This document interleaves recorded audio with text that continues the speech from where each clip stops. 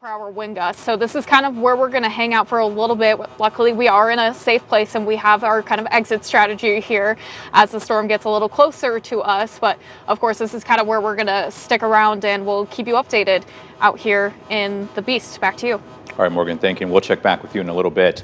The National Weather Service in Davenport launched a weather balloon today ahead of the expected storms. The balloon sends back critical data on things like temperature, humidity, pressure, and winds aloft to the NWS. And with severe weather, power outages are possible. To keep yourself prepared, MidAmerican Energy suggests having plenty of batteries, a flashlight, and a plan in place in case you need to leave your home. In the meantime, MidAmerican is preparing to send out crews as needed. We're going to make sure that we have staffing around the clock as long as this is an event. Obviously, we're hoping that this doesn't impact our customers, but hope's not a strategy. So we are preparing now. And if your power does go out, try to keep fridges and freezers closed as much as possible. And MidAmerican advises that you call them right away to report an outage. And a firefighter with the Rapids City Fire Protection District is in the hospital in stable condition after a large tree branch fell on her as she responded to an incident involving a tree on fire this morning.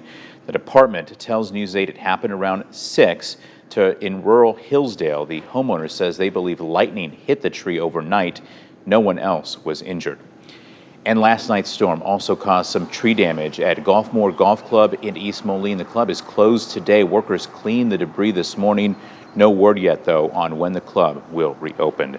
As a reminder, if news or weather is happening near you, we'd love to see it as long as you can safely capture it. Just text photos and videos to 309-304-0888, or you can email them to news@wqad.com. And with the expected severe weather tonight, right now is a good time to download our News 8 app and the StormTrack8 app. They'll help you get up-to-the-minute alerts on how the weather is impacting your area if you lose power. All right, the Rock Island County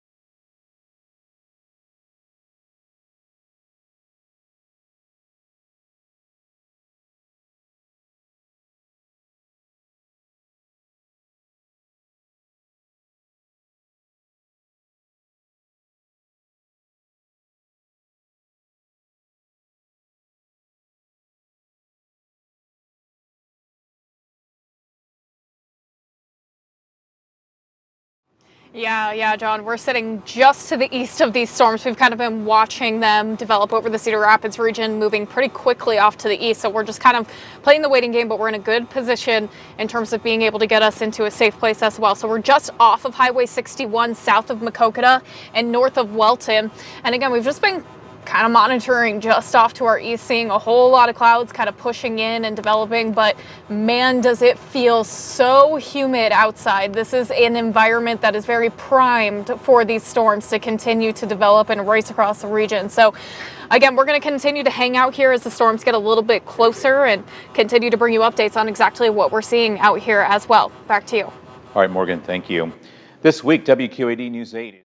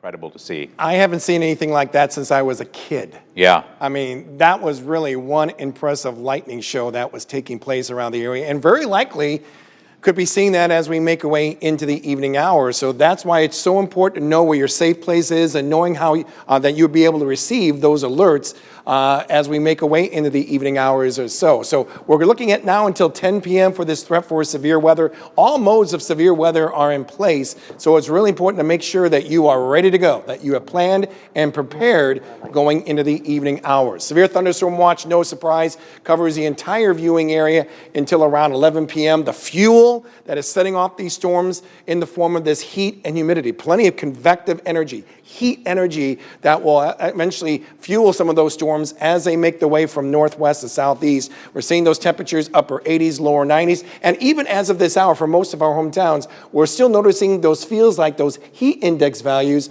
over 100 degrees. Like we said, all severe weather modes are in play here, but the main threat that we see, especially in this dotted brown area that we see right here, that is where we could potentially see some of those storms produce winds over 80 miles an hour. And we have the potential of seeing that already in some of our hometowns to our north and west. There's a line that we see racing its way from pretty much west to east, a whole lot of lightning going on, and numerous severe thunderstorm warnings that are taking place as well. Let's go with the ones that are closest in our viewing area, just north of the Quad Cities. This parts of Joe Davies that we see here, that's impacting Galena, Lamont, even around Otter Creek. That severe thunderstorm warning until 6:45. But take a look at the potential wind speed. Destructive winds maybe as high as 90 miles an hour. You don't have to make it spin to produce destruction. We're talking about straight line winds coming right down from the storm itself. And then this severe thunderstorm warning, that goes until about 7 p.m. And look at the wind speeds we could potentially see from that, maybe around 80 miles an hour or so. The beast with Morgan Strackbine and even Evan Bunkers, they're now moving south, heading toward DeWitt, and they're going to be right in line with that line of storms as they continue to make their way off to the east-southeast at around 40 miles an hour. Kind of looking around the immediate Quad Cities, I would say given the time, maybe around 7:30 or so, as those continue to make their way off the south and east. Once this front associated with that line of storms moves on by, then things will get a lot quieter in the skies, and right now we're still anticipating that well before midnight. Here's our future track, and as we go ahead and put this in motion, you see the waves will be making their way from northwest to southeast. The bending that we see here, that's indicating a signature of some very intense wind gusts coming down from the storms itself. All this should be come to a more of a quieter stage as we get to, I would say, around 10 p.m. or so. That's where all the activity will be off to our south and east, leave behind some very quiet conditions as we go through the rest of the night. But we're still promising a pretty warm night as temperatures will only be dropping right around the lower 70s. As we go through the course of our Tuesday, very quiet skies, maybe a little patchy fog in some spots, given some of the intense rainfall we could potentially see, like we saw around here last night. But the good news is temperatures begin to drop as well as the humidity. And come tomorrow, we're looking at daytime highs only around the mid to lower 80s. And we expect those highs to get even cooler still in the days to follow. We'll show you that with the help of your 8-day tracker right after this. Are you a homeowner, business owner, or farmer paying high electric bills? Take control of rising energy costs with Eagle Point Solar. Designed, engineered, and installed by a local team of certified solar experts, Eagle Point Solar can help you transition to clean, affordable solar energy with attractive financing options, incentives, and energy grants. Visit eaglepointsolar.com today to request a free solar analysis estimate and join the energy revolution.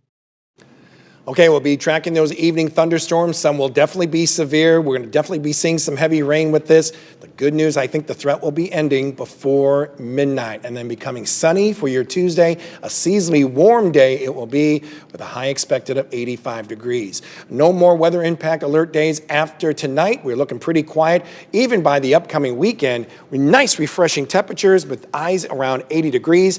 And overnight lows, how about that, at least starting Wednesday, in the 50s. All right, James, thank you. Yep. All right, coming up.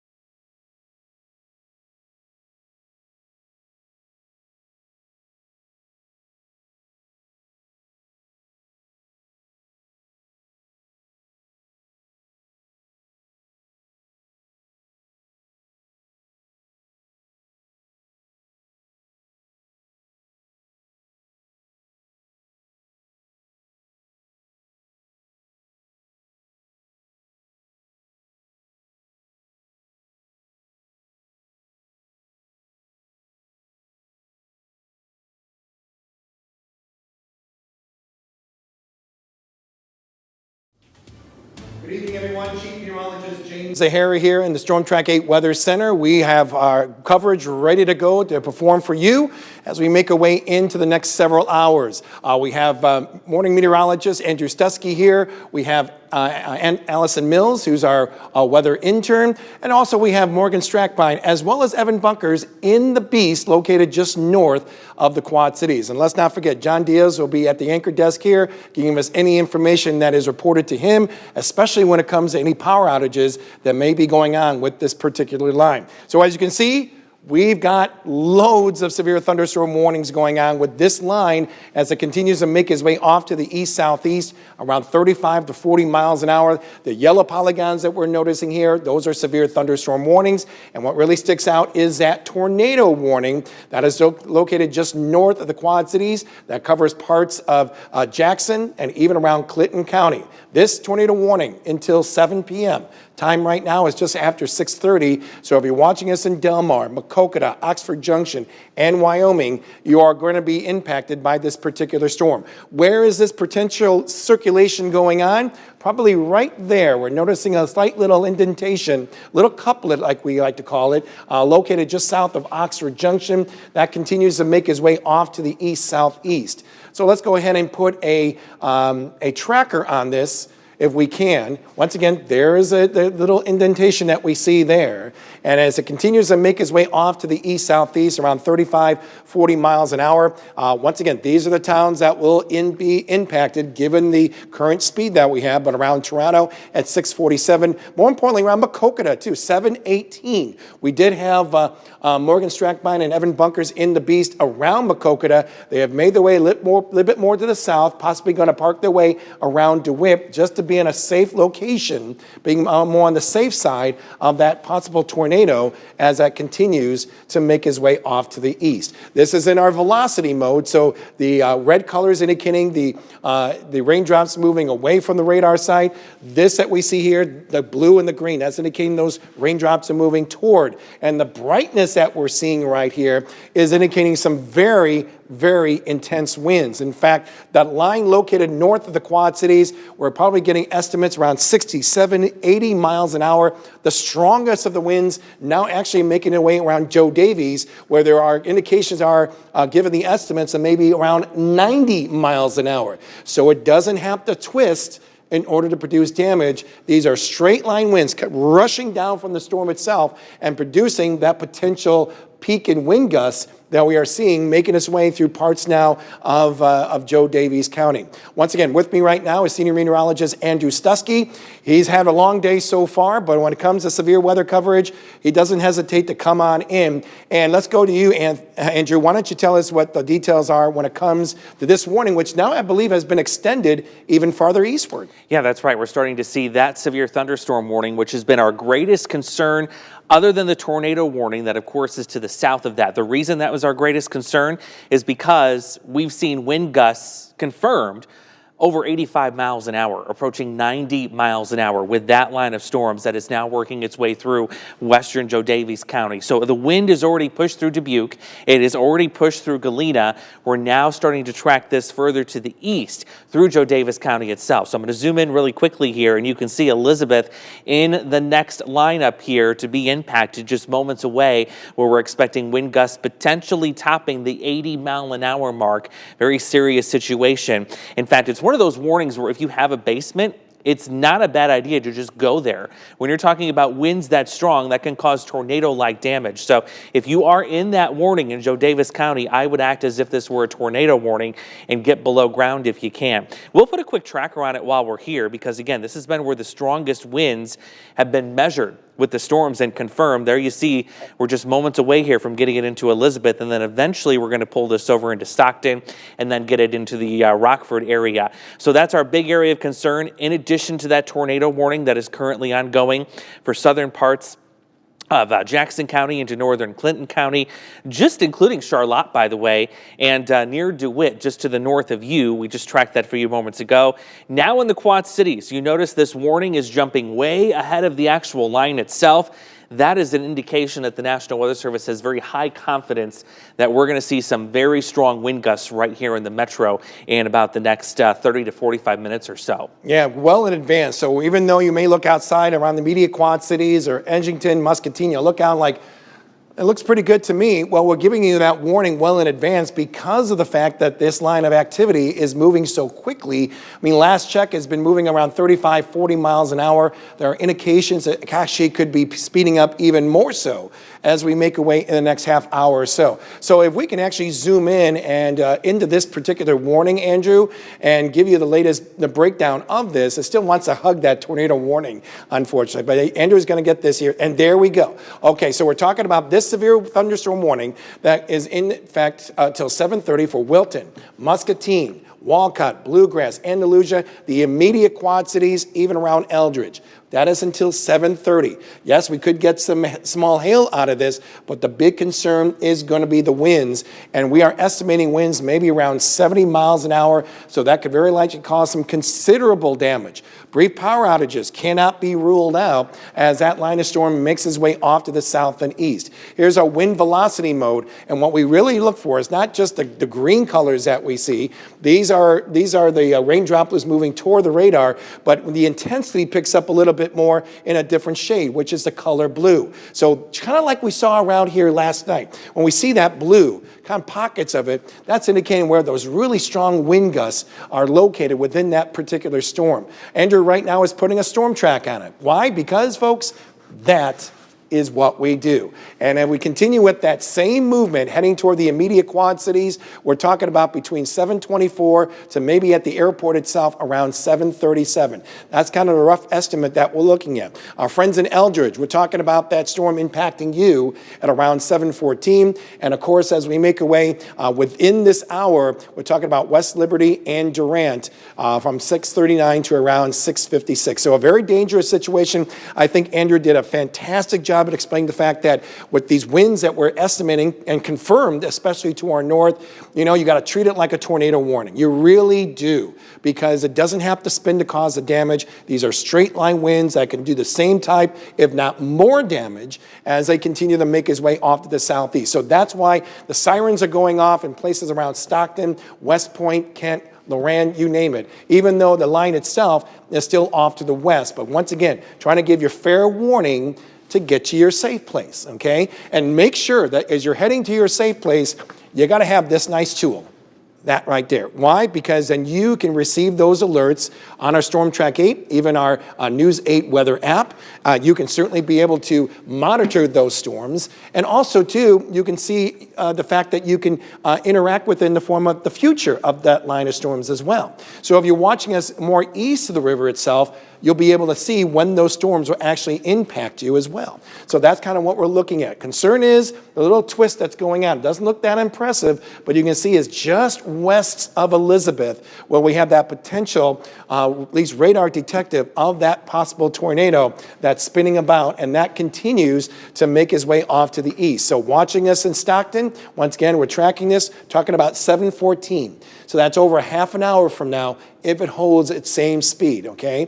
And then, of course, Elizabeth, around 6:48, we're talking about, and then even around Loran, around 7:29. So we're going to expect to see these maybe little brief couplets that do pop up suddenly, indicating that we could be seeing these brief little spin-ups along that line. Like I said, kind of the same scenario that we had around here yesterday. A lot of vivid lightning taking place, some very heavy rain that can come down maybe over an inch, I would say, in a very short period of time. So we can't rule out some street flooding. And of course, with the winds, you can't rule out some brief power outages that could be taking place as well. So that's a tornado, that warning that we have for parts of now Joe Davies, and extends into Stevenson until around 7:30. And of course, we've got numerous severe thunderstorm warnings along it ahead of the main line, making sure that people are forewarned that severe weather is coming your way. Look at all the warnings that we see, already up to 3 tornado warnings now to our north, and this is very likely the areas north of the Quad Cities where you have the best chance for seeing these spin-ups that may be taking place. Andrew, we got some information. Are we going to the beast? Is that? Okay, let's do this. Let's go with meteorologist Morgan Strackbine. She is in Grand Mound. to give us what she sees from her side. Because, folks, there's only so much that we can see on the radar. That's why we have the Beast, and that's where we go to Morgan Strackbine over in Grand Mountain. Morgan? Yeah, hey guys, we are out here quite literally just near Grand Mound, but kind of pulled off at an area that we could to kind of get off the road a little bit and sit here and just watch this line basically begin to peer through. Kind of getting a little bit of a shelf cloud, starting to peer through some of those heavier clouds. Regardless though, we've been seeing a lot of lightning. Winds haven't picked up just yet, but I know any moment, once this line gets real close to us, it's going to. We're actually right on the southern edge of this tornado warning as well, but been watching it pretty closely, and so far not really seeing much definition in that tornado warning. But regardless, very much anticipating a lot of lightning, a lot of heavy rainfall, and a whole lot of wind here in probably the next 20 to 30 minutes. All right, thank you very much, Morgan, on that. Yet all quiet, you can see right in Grand Mound, but that line of storms is probably about maybe, would you say maybe about 5 or 6 miles away, given your position, Morgan?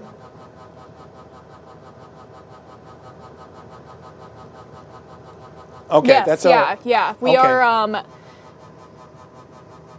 Okay, very, very good, Morgan. Well, keep us up to date in case things really change in a big way. Thank you, Morgan, on that. And Evan Bunkers, who's been traveling with Morgan as well. They're going to keep us updated as far as what they're noticing from their side. So there's Grand Mountain. That's where the Beast is located, and there's the line of storms that we see now getting ready to pass through Loudoun.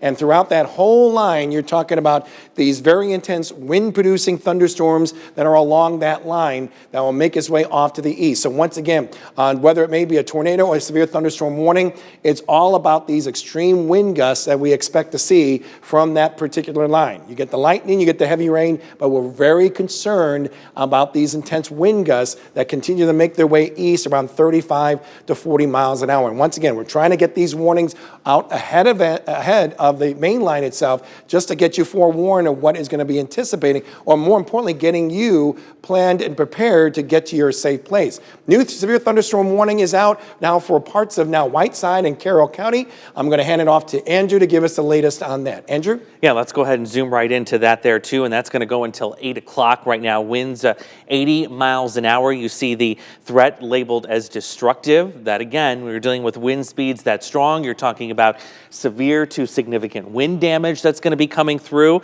So I'm zooming in really close just to get the details of that. But yeah, new severe thunderstorm warning that will take over for the rest of Jackson County, the rest of Clinton County, off to the east into Carroll County, also into northern Rock Island County, including Port Byron. This includes Clinton, Prophetstown, Linden, Erie, Sterling Rock Falls, Tampico, you're included in this, Kalita as well, Milledgeville, Morrison, all of those big towns included in this. So we'll put a little tracker on this.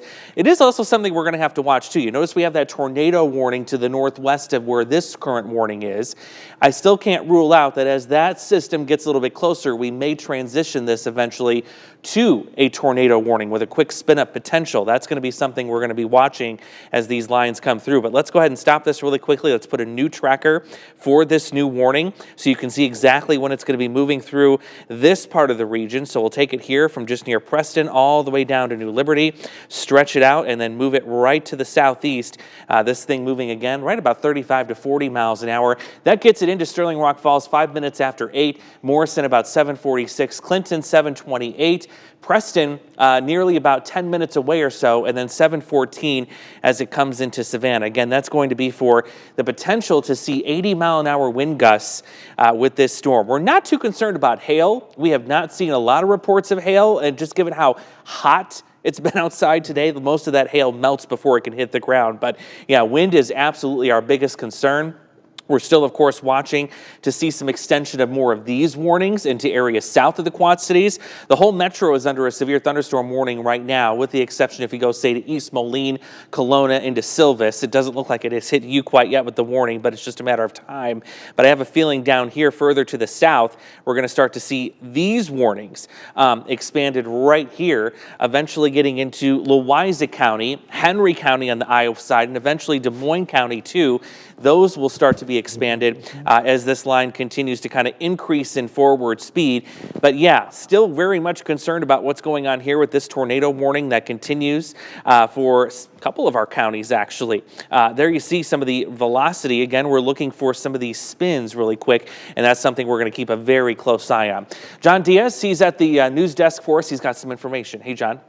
Hey guys, yeah, you know, one of the things we're tracking is power outages, and we're not seeing a lot in our area, which is not surprising, but we're seeing a lot west of us, sort of in the path of this storm. We're talking 11,000 in the Des Moines area, more than 1,000 in Iowa City, and that's all just through Mid-American.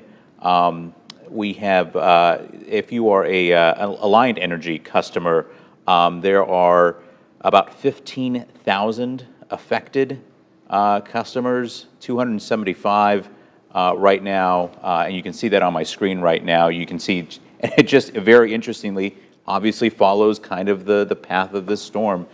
So we're also seeing reports out of areas west of us of damage, of power lines down. So just something to be prepared of. All right, John, thank you very much on that. And just by that radar itself right there, you can see the bending that is going on, a true signature as far as the strong winds that are taking place within this particular line. We continue to see numerous severe thunderstorm warnings that are going on. Anytime you see that phone on the left-hand side of your screen, lower left-hand side of the screen pop up, it means that we have a new either severe thunderstorm or tornado warning that is taking place. Of course, let's go and do this. Let's go from top to bottom on all these warnings that are going on around the area. Of course, here's our tornado warning until 7:13. That includes Loran, Stockton as well, and that continues to make its way off to the east. The concern that we have with that line is that we had confirmed reports of winds gusting around over 80 miles an hour, could be as high as 90 miles an hour. So that's a concern that we have. But within that line, we're getting these brief spin-outs ahead of it, and that's why we have this tornado warning out for parts of Joe Davies and even extending into Stevenson as well. Now, given the movement of that, we're also getting these green polygons that's indicating some flash flood warnings that are out for parts of areas just around Jackson County. That's until just after midnight. We'll probably already had about a good 1.5 to 2.5 inches of rain in that area, and likely adding a bit more, all coming in a very short period of time. So we have to be concerned about a lot of street flooding that may be taking place as well. Then as we make our way farther south, here's our tornado warning for parts of Clinton, even around Jackson County. That is until 7. That's another 10 more minutes to go. Maquoketa all the way down to Welton, just north of DeWitt, just south of Grand Mound there, where the Beast is located. We'll get to Morgan Strackbine in just a little bit. That is until 7 p.m. Once again, the concern is not just hail, but the brief spin-ups that are going on within that line. And we want to make sure that everyone is aware about that same line as it continues to quickly make its way off to the east-southeast. So that's why we have this severe thunderstorm warning out that goes until, I would say, 7:45 or 8, about 8 o'clock or so. And that includes Clinton, Maquoketa, but Rock Falls, Sterling Rock Falls. And we're concerned about the possibility of maybe seeing winds reaching around 80 or even now 90 miles. Oh, I think that's the one up here, right? Yep, still to the north. This one is maybe seeing winds maybe as high as 80 miles an hour. Once again, and the threat to that is destructive, okay? So that's what we're concerned about, even though everything looks quiet in Morrison and Prophetstown, Tampico, Sterling Rock Falls. These storms are moving quickly. We want you to get to your safe place. If there are any potted plants that you have in your backyard, okay, they can act like projectiles. And when you're dealing with that kind of wind, that's a big concern. So you want to make sure they're close to the house or you bring them inside, okay, in those situations. And then we have that severe thunderstorm warning that we see around parts of the immediate Quad Cities in south and west. There's that line. It is racing quickly from northwest to southeast, probably moving over as high as 40 miles an hour. And if we're able to kind of shrink this a little bit more so we can get the details on this, it will actually show what kind of winds that we may potentially see. Considerable threat that we see with those winds maybe as high as 70 miles an hour. That includes Muscatine, Andalusia, Walcott, around parts of the immediate Quad Cities, even around Eldridge. We're very likely going to see this warning even extend farther eastward to our friends in Kelowna, Orion, Geneseo, okay, probably most of, if not all of Henry County, and possibly going to Louisa and even around Mercer County. And that's what we're a little concerned about with that line, because we're very likely going to extend those warnings even more so, giving everyone fair warning that, hey, we have severe weather coming your way, making sure that you're taking the necessary precautions when that line makes its way into your hometown. Let's go and toss it back to Andrew on what he's got on his side, or are we going to, can we go right to Morgan? Okay, we're going to go to Morgan Strackbine in the Beast. Once again, she's out in Grand Mountain. Let's make our way on the radar here real quick before we go to Morgan. Where's Grand Mountain? There's Grand Mountain right there. She's right there. So now let's go to Morgan right now in the Beast. And Morgan, what are you seeing from your side? Wow, an impressive shelf cloud not too far away. Oh yeah, we've just been sitting here kind of in awe watching the shelf come to fruition.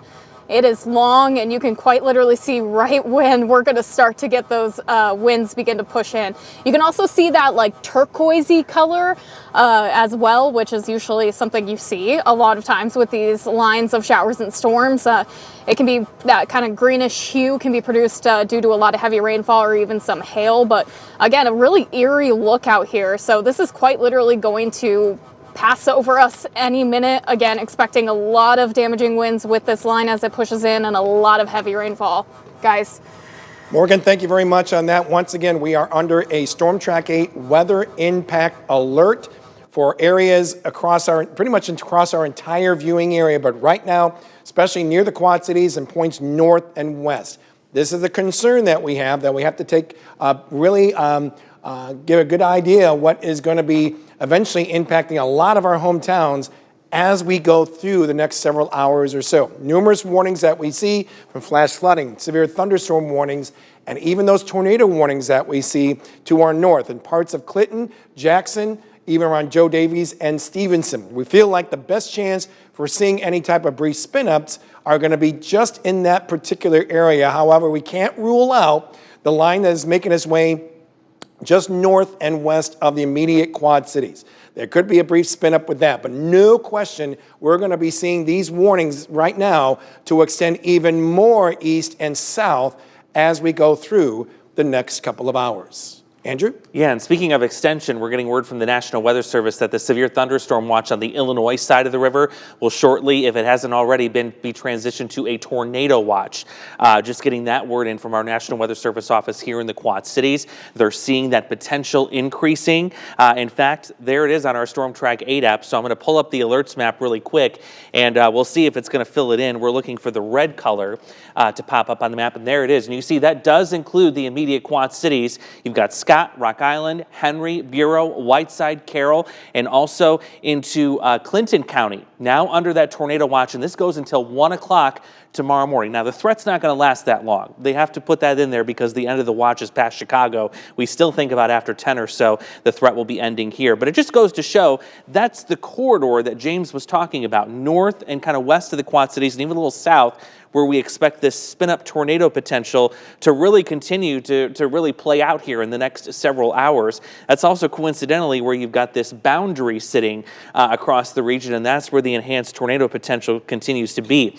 So if you look at the radar here, especially in Joe Davies kind of right here, east of Elizabeth, you see all these little kind of curly cues in the presentation of the radar, and that's where we continue to see the potential for these quick spin-ups. In fact, you can pick out about 2 or 3 of them right here.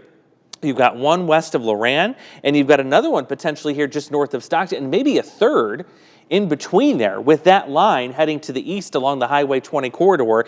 And that is something we're likely going to see repeat itself as this line moves into the Quad Cities. We're going to see that same scenario develop as this continues to move off to the east. So a recap on where those tornado warnings are. We still have the one here in Joe Davies County. That's going to go until 7:30. It looks like for the most part, Elizabeth getting out of the strongest of that action right now. Galena and Dubuque also in the clear. We can say the same for Bellevue other than that flash flood threat, the rain coming down heavily there. And of course, we're also tracking that additional tornado warning that continues here for Charlotte, Del Mar, Welton, all the way to Maquoketa. That still has a threat with it too, just kind of poking at the velocity data. you can see that there are still some areas of a bit of rotation within that storm. Yeah, let's go and take a look of our camera out in Muscatine. And we have a huge camera network here at in News 8 where we can go to any location, especially right along the river itself.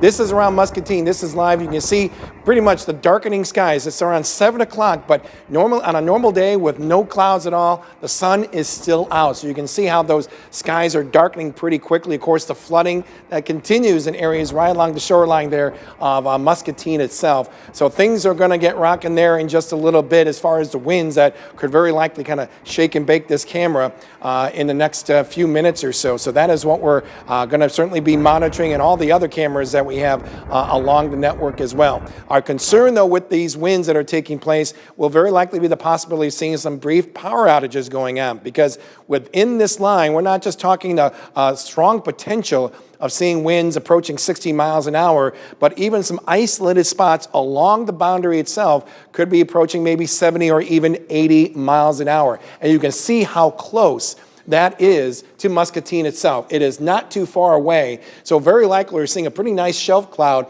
just located around Muscatine that's getting ready to swing its way through the town itself and possibly produce some of the rain, or the winds, the rain, and the vivid lightning that is going on around here as well. So that warning, that's the one we'll be watching, and that's the one that's also in fact for areas around the immediate Quad Cities until around 7:30. So we got pretty much a half an hour ago or so before it actually makes its way across the immediate Quad Cities itself. This is a new warning, I think, that just popped up, Andrew.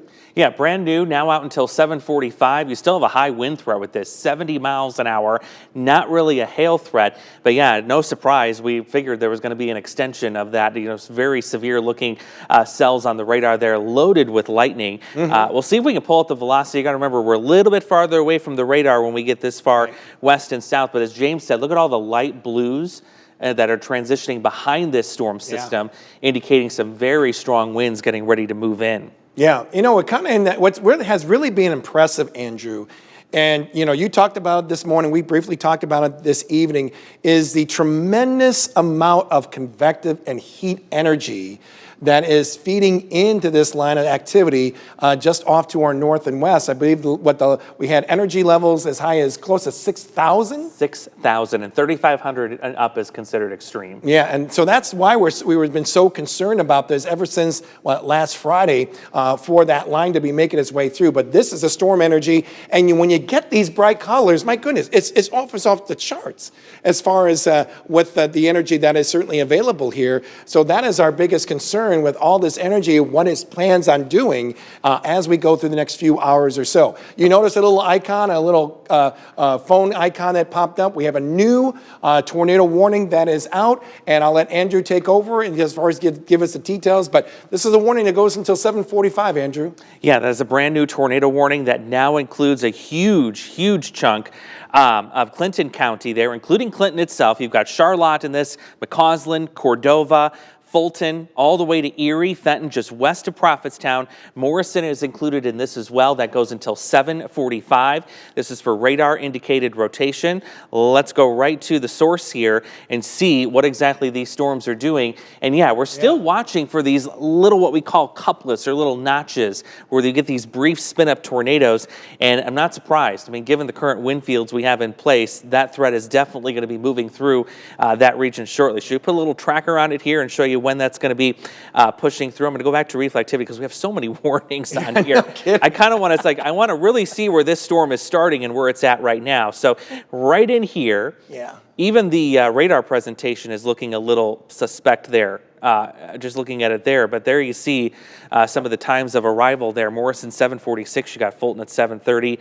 DeWitt not too far away, about 6 minutes or so.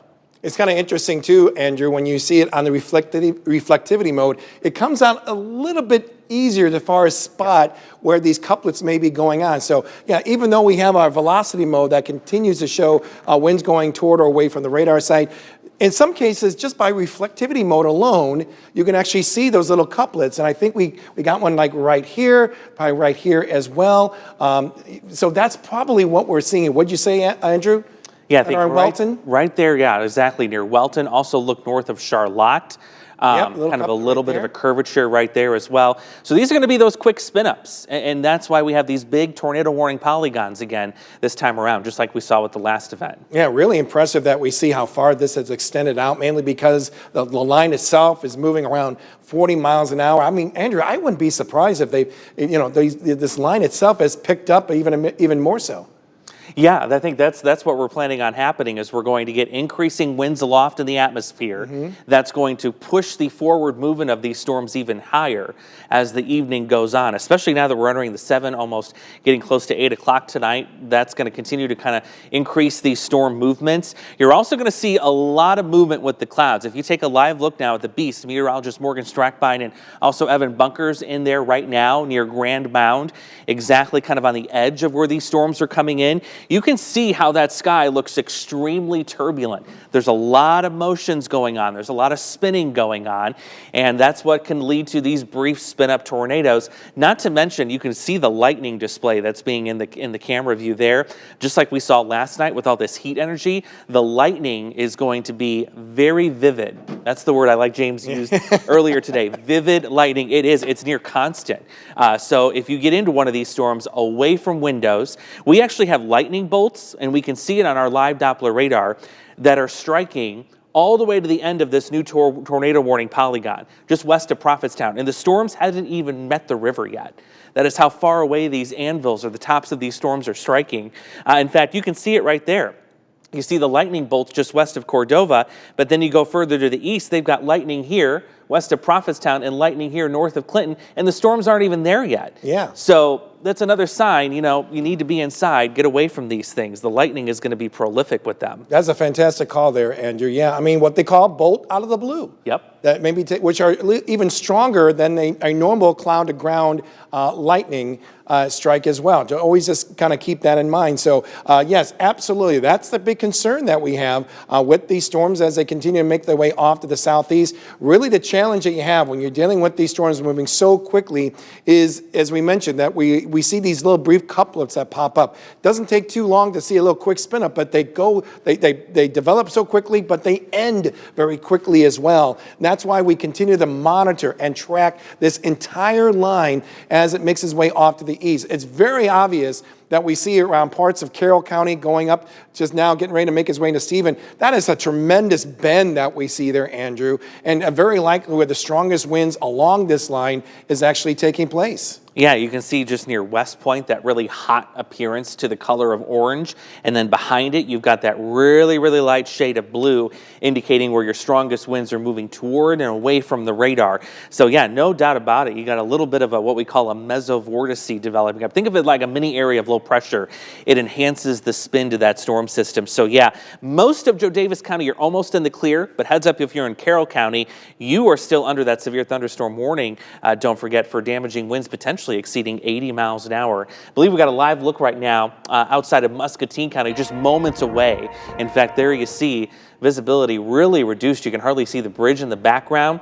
And kind of an interesting picture. You got this heavy rain falling, a flooding Mississippi River in the background. Not the best combination you want to see with that happening, but it's arriving in Muscatine right now. Yeah, in a big way, that is for sure, with the very heavy rain. Very similar that we had last night, folks, because, we still have this tremendous amount of fuel in the form of that moist laden air that we even experienced today with those dew point temperatures around 80. So what this line of storms is doing is simply rinsing it out, unfortunately, in a very short period of time. And this is where you have the concern about seeing those amounts of rainfall in those rain gauges, maybe a quick half to even over an inch of rain. So that's why we're really concerned about the potential for some of this water to not be able to saturate quickly in the ground and thus producing maybe some small street flooding in some of our hometowns as well. But once again, a very impressive line that we're noticing here, much more impressive that we had around here last night, where we did see a nice handful of some severe thunderstorm warnings that took place, even a couple of tornado warnings within the severe thunderstorm warnings as well. And that's mainly because of these brief spin-ups that are going on. So it's not just the line itself producing this strong straight line wind effect, but we have to be concerned and keep an eye on some of these brief spin-ups that may be taking place as well. And you can see some of these tornado warnings that we have. Within that warning box itself, there have been several little quick spin-ups that have been going on, these little couplets that we're noticing within the line itself. So that's why we're seeing a warning within a warning, given the situation that we are dealing with right now. But you can see that line, most impressive, just off to our north. You can see that nice bending that is going on areas just, I would say, now passing Savannah, but now making its way through Carroll County. That's a big concern that we have when it comes to that particular line, just because of the fact that it shows that incredible bend, and with it, probably the strongest winds that we see within this line itself, Andrew. Yeah, should we go ahead and put a quick tracker on that? Absolutely. That may clip northern Whiteside County here with a very strong wind gust. In fact, we're watching velocity data. I've got our intern, Allison Mills, next to me, also helping out with radar coverage and just kind of pointing out that, yeah, we're starting to see some of the wind surge, not just in that region, but I want to show you another region here in a second. But yeah, that's some strong wind that's going to be moving quickly to the southeast. You've got Shannon in that, Lanark, Milledgeville at 724, and then getting into Ogle County with Forest in there at 728. But if you're in southern Carroll County, extreme northern Whiteside County, that's going to be worth watching, in addition, of course, to the tornado warning. We're just about in the clear here, I think, for Joe Davis County in terms of the tornado threat. You see that line, the leading edge of it is now out of Joe Davis County. So Elizabeth is in the clear. Galena, we called you in the clear a while ago. But I wanted to show you, I believe it was right here to the north of DeWitt.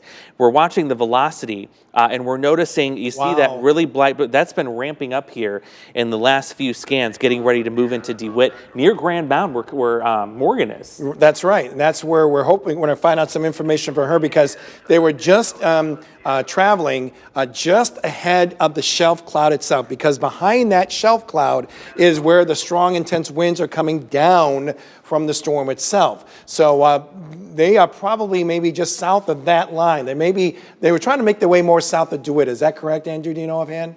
I believe that's where they are, yeah. Okay. They are now in Eldridge right now. Okay, so we had a feeling they would try and get away from that, especially where we're seeing some of that blue that Andrew mentioned. This is very similar to what we had in some of our hometowns right around the Quad Cities and points south and east into Henry County. You may have heard about on Gulfmore Golf Course.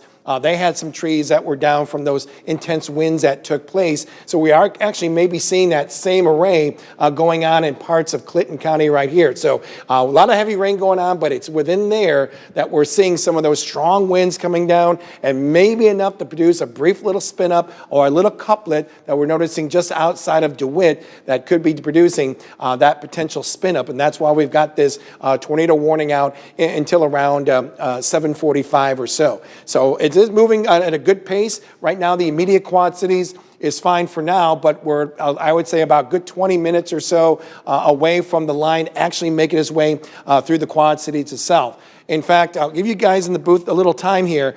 If you can turn the camera, our Bridgepoint camera, to the west, we may actually be able to see that line out to the west, which is located around right along the I-74 bridge. That's where our Bridgepoint camera is located. We can control it from our station here, and in just a little bit, we'll try and get that pointed off to the west. Right now, you can see this is live what's going on. All is good, but you can see, my goodness, that's a nice little shelf cloud that we see just north of the Quad Cities, or at least the main line that we see, and then it extends even just west of the Quad Cities after that. So all is quiet right now, but the skies are darkening as that system begins to slowly approach its way from west to east. I wouldn't even say slowly approaches. It's moving at a pretty good pace, right around 30 to 40 miles an hour or so. So once again, if you're watching us from the immediate Quad Cities, we're talking about, I would say, about 20 minutes or less is when it's going to be looking pretty dark, and plus in the fact that we're going to talk about some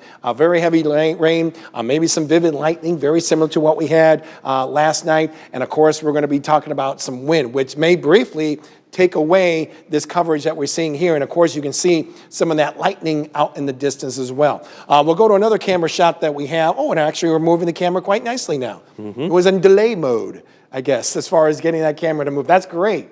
Fantastic, guys. Thank you so much on that. This is looking out to the west. There is downtown Davenport right there. And already we're getting some flashes of lightning in the distance with that storm that is slowly approaching. And I understand, Deanna, we're going to go to the camera out in Clinton, if we can. I'm going to show that in just a little bit. And that storm you can see, oh, and a good, excellent, guys. We're doing a nice little double box here. So the camera you see on the left, that's our Bridgepoint camera. The camera that we see that's covering most of the screen, that is around Clinton.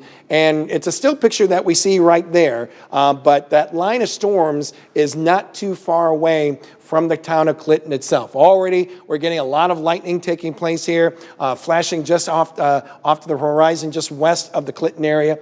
So be advised, those storms are not too far away. You can see on the radar on the left-hand side of your screen, as we zoom into Clinton, you can see the town itself in relation to the line of storms that we see out to the west itself.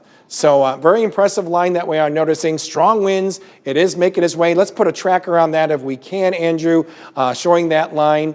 Once again, the potential is there for a brief spin-up to take place. That's why we have this tornado warning out until around 7:45. So Andrew is putting that tracker on it, and it covers not only Clinton that we expect to see arriving by around 7:28, but if it does hold together, we're looking at Morrison at 7:45, and then Sterling Rock Falls just after 8 o'clock. You know, Andrew, one of the things that has been talked about a lot, and we're very likely seeing that in some of our hometowns as well, is with all this lightning, yet we're not hearing much as far as any thunder going on. And I think a lot of that has to do with the air that's suppressing some of the thunder itself, would you say? That's exactly what's happening. You've got that heat, all the heat today that can kind of suppress some of that sound. And yeah, it's kind of what we had last night too, the same situation. I did notice though, James, and going right to it here, you now got a tornado warning for the entire Quad Cities metro now, it looks like. Wow, okay. On the radar. So let's pull up the details here really quick while we zoom in here. And there you see it. That's going to go until 8 o'clock. I think we've had a couple of spotted reports of some funnel clouds near Muscatine moving eastward along with this line of storms. Kind of not surprised. Again, quick spin-up tornado on the leading edge of this line is going to be possible. So now the entire Quad Cities is under a tornado warning. This is for radar-indicated rotation. Your EAS alerts are probably going off on your phone, so now is the time to act. Lowest level of your home or your structure. If you don't have a basement, the interior bathroom or closet with no windows on the centermost part of your home. That's where you want to be. Again, this is a situation where we're going to have a real quick spin up. And also don't think you can go outside and go looking for this tornado either. There is so much rain in these storms. They're all rain wrapped. You're not going to be able to see them. If we had to take an indication of where these little spin-ups are taking place, we might be seeing one right around Walcott itself. This looks rather impressive too, just around Edgington as well. Might be noticing a little bit of a spin-up right there. Doesn't that look kind of impressive to you there, Andrew? Right around 148th Avenue? Right there south of town. Yeah. So that looks rather impressive. And this is is kind of bouncing along this boundary itself as it makes its way off to the east. We want to say hello to everyone who's been streamlining on iHeartRadio now that we have a tornado warning out for the entire Quad Cities itself. So thank you for joining us. And of course, we're not going to break coverage until the threat is all said and done, especially for the immediate Quad Cities. So once again, severe thunderstorm warning out until around 8 p.m.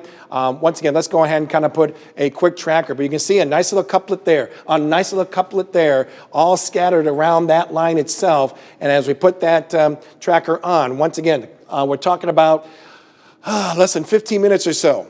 Less than 15 minutes before it reaches the Quad Cities, the outlying areas of the Quad Cities. Kelowna at 7:46, and of course, let's not forget around Geneseo and Atkinson, just either at or after 8 o'clock. As long as the speed of these storms hold true, which I believe, Andrew, is about 35, 40 miles an hour still, or has those winds picked up a little bit more?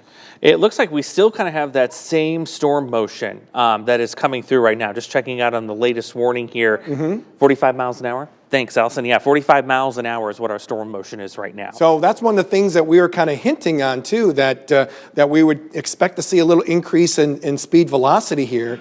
And that certainly is going to be the case with that line of storms as that continues to make its way off to the south and east. So as Andrew just mentioned, we cannot stress this enough, folks. You're hearing the sirens outside. It means to get to your safe place, okay? Make sure you have your StormTrack8 weather app or your News 8 app. You can monitor the storms, you can receive the latest alerts, and more importantly, you can see how these storms are going to travel as we make our way in the next few hours or so. So that's always a nice sight to see. Now, here's one of our legends we can actually show you, which is part of our weather impact display here, is certainly the rotation. And it's showing some weak turning here just north of Edgington, as we showed you on the reflectivity mode, just west of 140th Street, located just north and west of Edgington. And then we have another one located just north of 183rd Avenue as well. So right around the Edgington area, these just popped up. And these are within the tornado warning polygon that we just showed you. So this is something that we're going to have to keep an eye on very quickly. It may show it weak, but we noticed the slight pickup on that activity just around the Edgington area. And as you can see, this is really the most, I think, impressive one that we see just south and west of Edgington. You may say, well, it doesn't look like much. Well, keep in mind, it doesn't have to do as far as the size of it, it's the strength that it's producing that it can be potentially causing maybe some damage. Now, right now, it's in a very outlying area, but that's the one that really sticks out the most as far as maybe seeing that spin up take place. Of course, we'll keep an eye on when we see this movement, if it still holds together. But this is one of several that we expect to see. And you can see how that kind of rotates in, that flow of that air coming right around that part of the storm itself. And even some little indentation that we see, you can see just north of Edgington itself, right around here, just to our north, right near Illinois 92. So that's what we're keeping an eye on with that part of the storm. What did you say, Andrea? Andrew, why don't you tell me once again? Eagle Eye. Let's go to the Eagle Eye in downtown Davenport. And Andrew, I tell you, that's looking rather impressive. A whole lot of lightning behind it. So dark, too. And I think that goes to show how much water is loaded into these storms today. The fact that it is pitch black dark on the backside of that shelf cloud as it moves through. So you're going to see the wind pick up. The rain is going to drop visibility to very low levels. Good thing it's coming in after the main evening commute. I know there's some of you that are still commuting right now, but yeah, that is a very ominous sky that's coming through. And of course, the lightning has been prolific. We've had that vivid lightning with these, all that heat energy. Yeah, kind of looking pretty scary on that shot from the Davenport Eagle Eye. Yeah, you can see that the American flag right there. It's starting to pick up a bit more. Winds are very likely the leading edge of that air is starting to be felt coming out from the west and pushing its way eastward. That's probably why we're seeing the flag kind of pointing toward the east itself. So that's probably what's going on. It's getting, just by keeping this on, it's getting darker and darker and darker. John Diaz is on the anchor desk right now. And John, I understand you have some new information for us. Yeah, as you take a look at this shot, hopefully we can pull up my PC here. And I've been watching this camera for the past maybe 10 minutes, and it is just incredible how quickly the scene here on I-80, this is looking west at Northwest Boulevard, has changed. And literally just in the past few minutes. I mean, wow. It really seems like before I could sort of see what was going on. Now you can see this camera is covered in water. You can see the movement of the camera because of the wind. So that's just one thing that we're tracking, and you can see how close it's getting to where we are. Obviously, that shot we just showed you shows that as well. Tracking some of the outages. This number just continues to grow. This is Alliant Energy, and you can see that number when we first were talking, I think it was about 10,000 customers. Now it's up to 16,000. Wow. And so this storm, obviously, as you've been talking about, is packing a punch. It is causing, we can imagine, some of these outages, if not all of them. Let's go back to the Eagle Eye in downtown Davenport. The camera is actually located on top of the call building in downtown Davenport. I am so impressed how, this is amazing how dark it has gotten so quickly. This is amazing, Andrew. That was a very fast transition. I mean, what was that, a minute? At least a minute, yeah. Holy cow.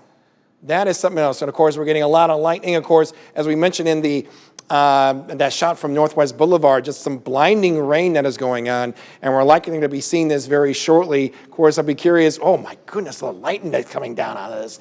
We're kind of curious as to how long our camera's going to hold up with that wind and that blinding rain that's now getting ready to impact downtown Davenport. That is really impressive that we're seeing, once again, from the Eagle Eye located on top of the Call Building in downtown Davenport, Andrew.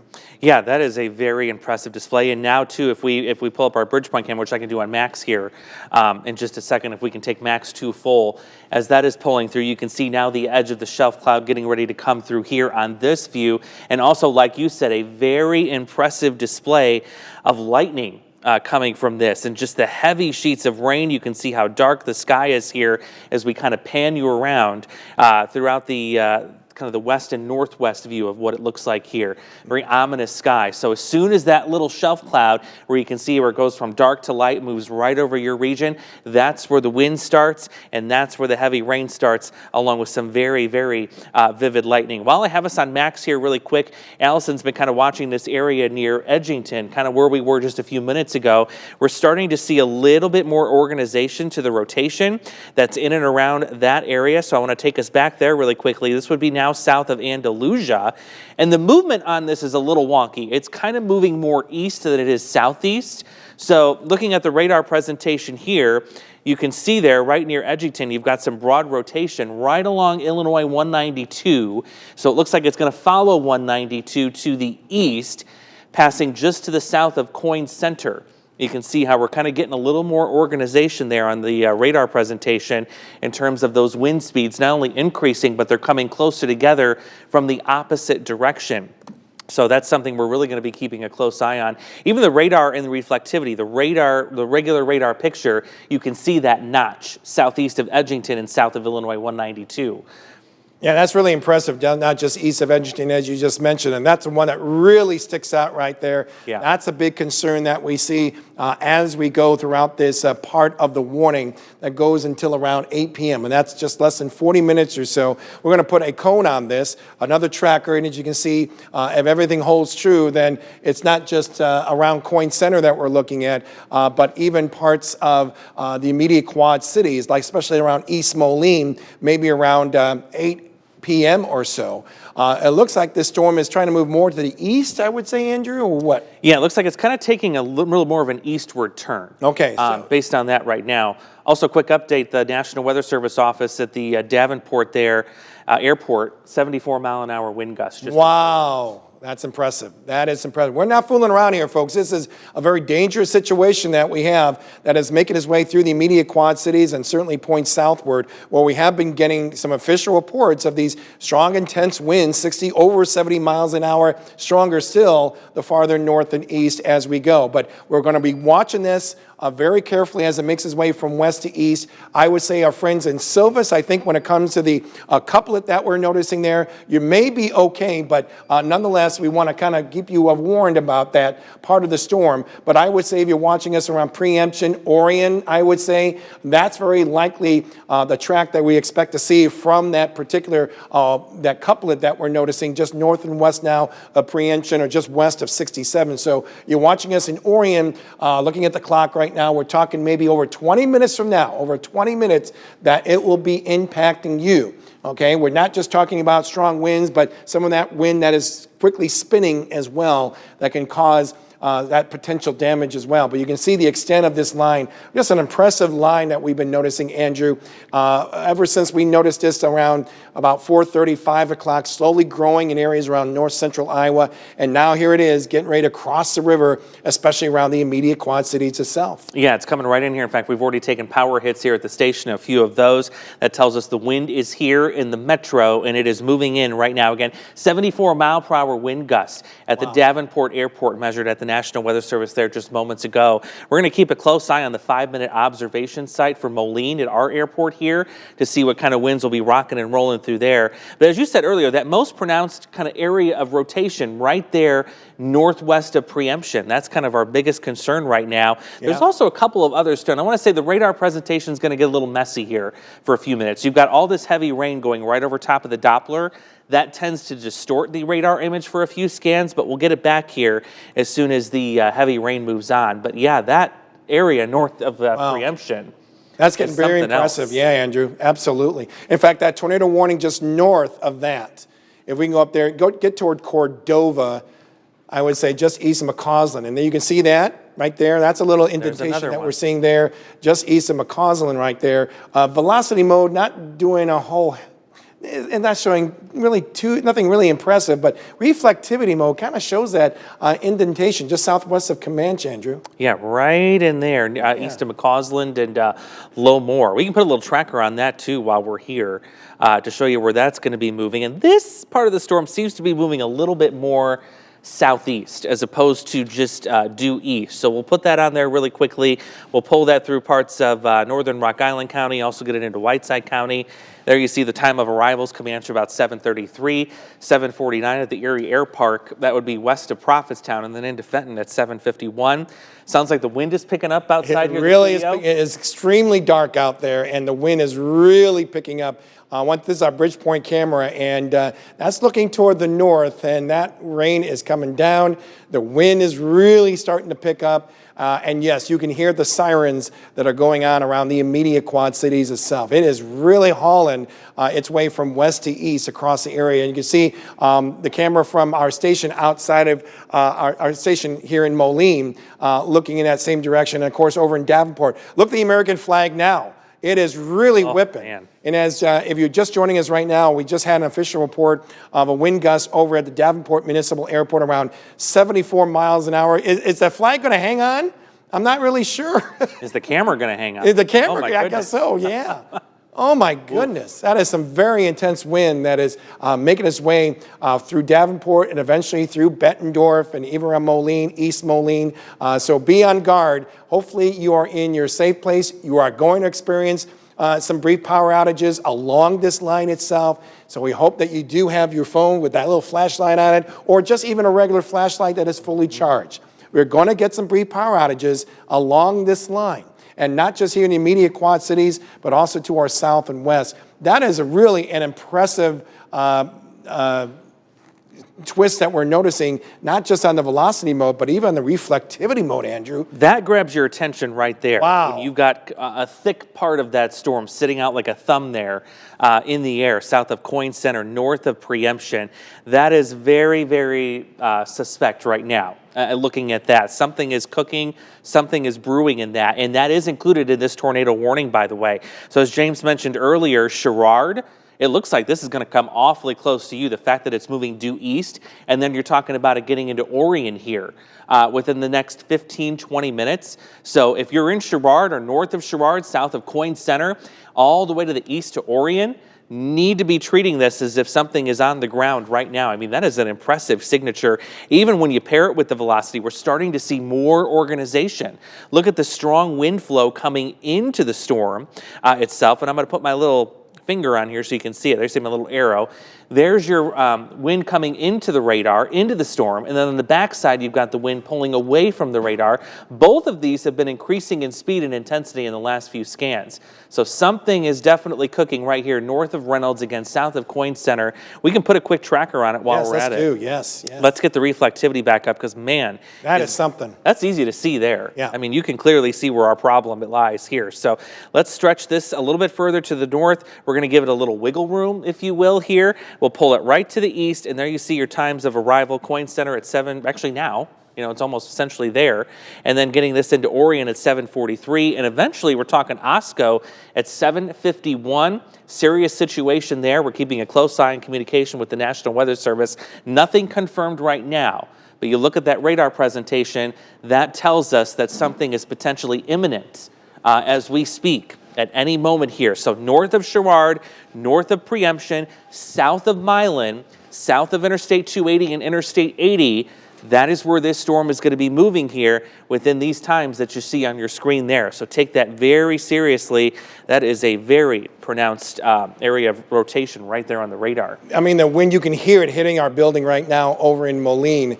Really impressive that we're seeing. Justin Cardamon, who's one of our other chasers that we have locally, he's located at Celebration Bell. Now, this is not confirmed, but he's getting some pretty intense winds that on his wind gauge on his car may be registering close to 100 miles an hour. Oh my goodness. So I asked him about seeing any damage around the area, but he said visibility, the only thing I got from his visibility is actually at zero. At zero. I'm not sure if we can actually go back to the Bridgepoint camera, but that is some very intense wind coming. He's going to try and get a more of a confirmation on that, but that is really impressive. And given that the still picture that we're seeing, I think our Bridgepoint camera is now down. I think Yes. From that wind gust that probably took place. So it is down. Okay, thank you very much on that. So, you know, Justin may be right as far as maybe that wind. And if we are seeing those winds hugging right along River Drive there in Moline, then we're very likely going to be seeing some more power outages take place. Of course, our station is south of that. So this is where we're able to at least get our camera on top of our station here in Moline available for us. But you can see the lightning. This is actually looking... I think it's at more east, I would say, of the station itself. Not really sure. Okay. I think it's east. So I think that's probably what we're dealing with here. It's good to have the camera facing away from that these strong gusts of winds coming in from the west. Probably that's why we have our camera still up, but it is really shaking. You can see the sheets of rain coming down as well.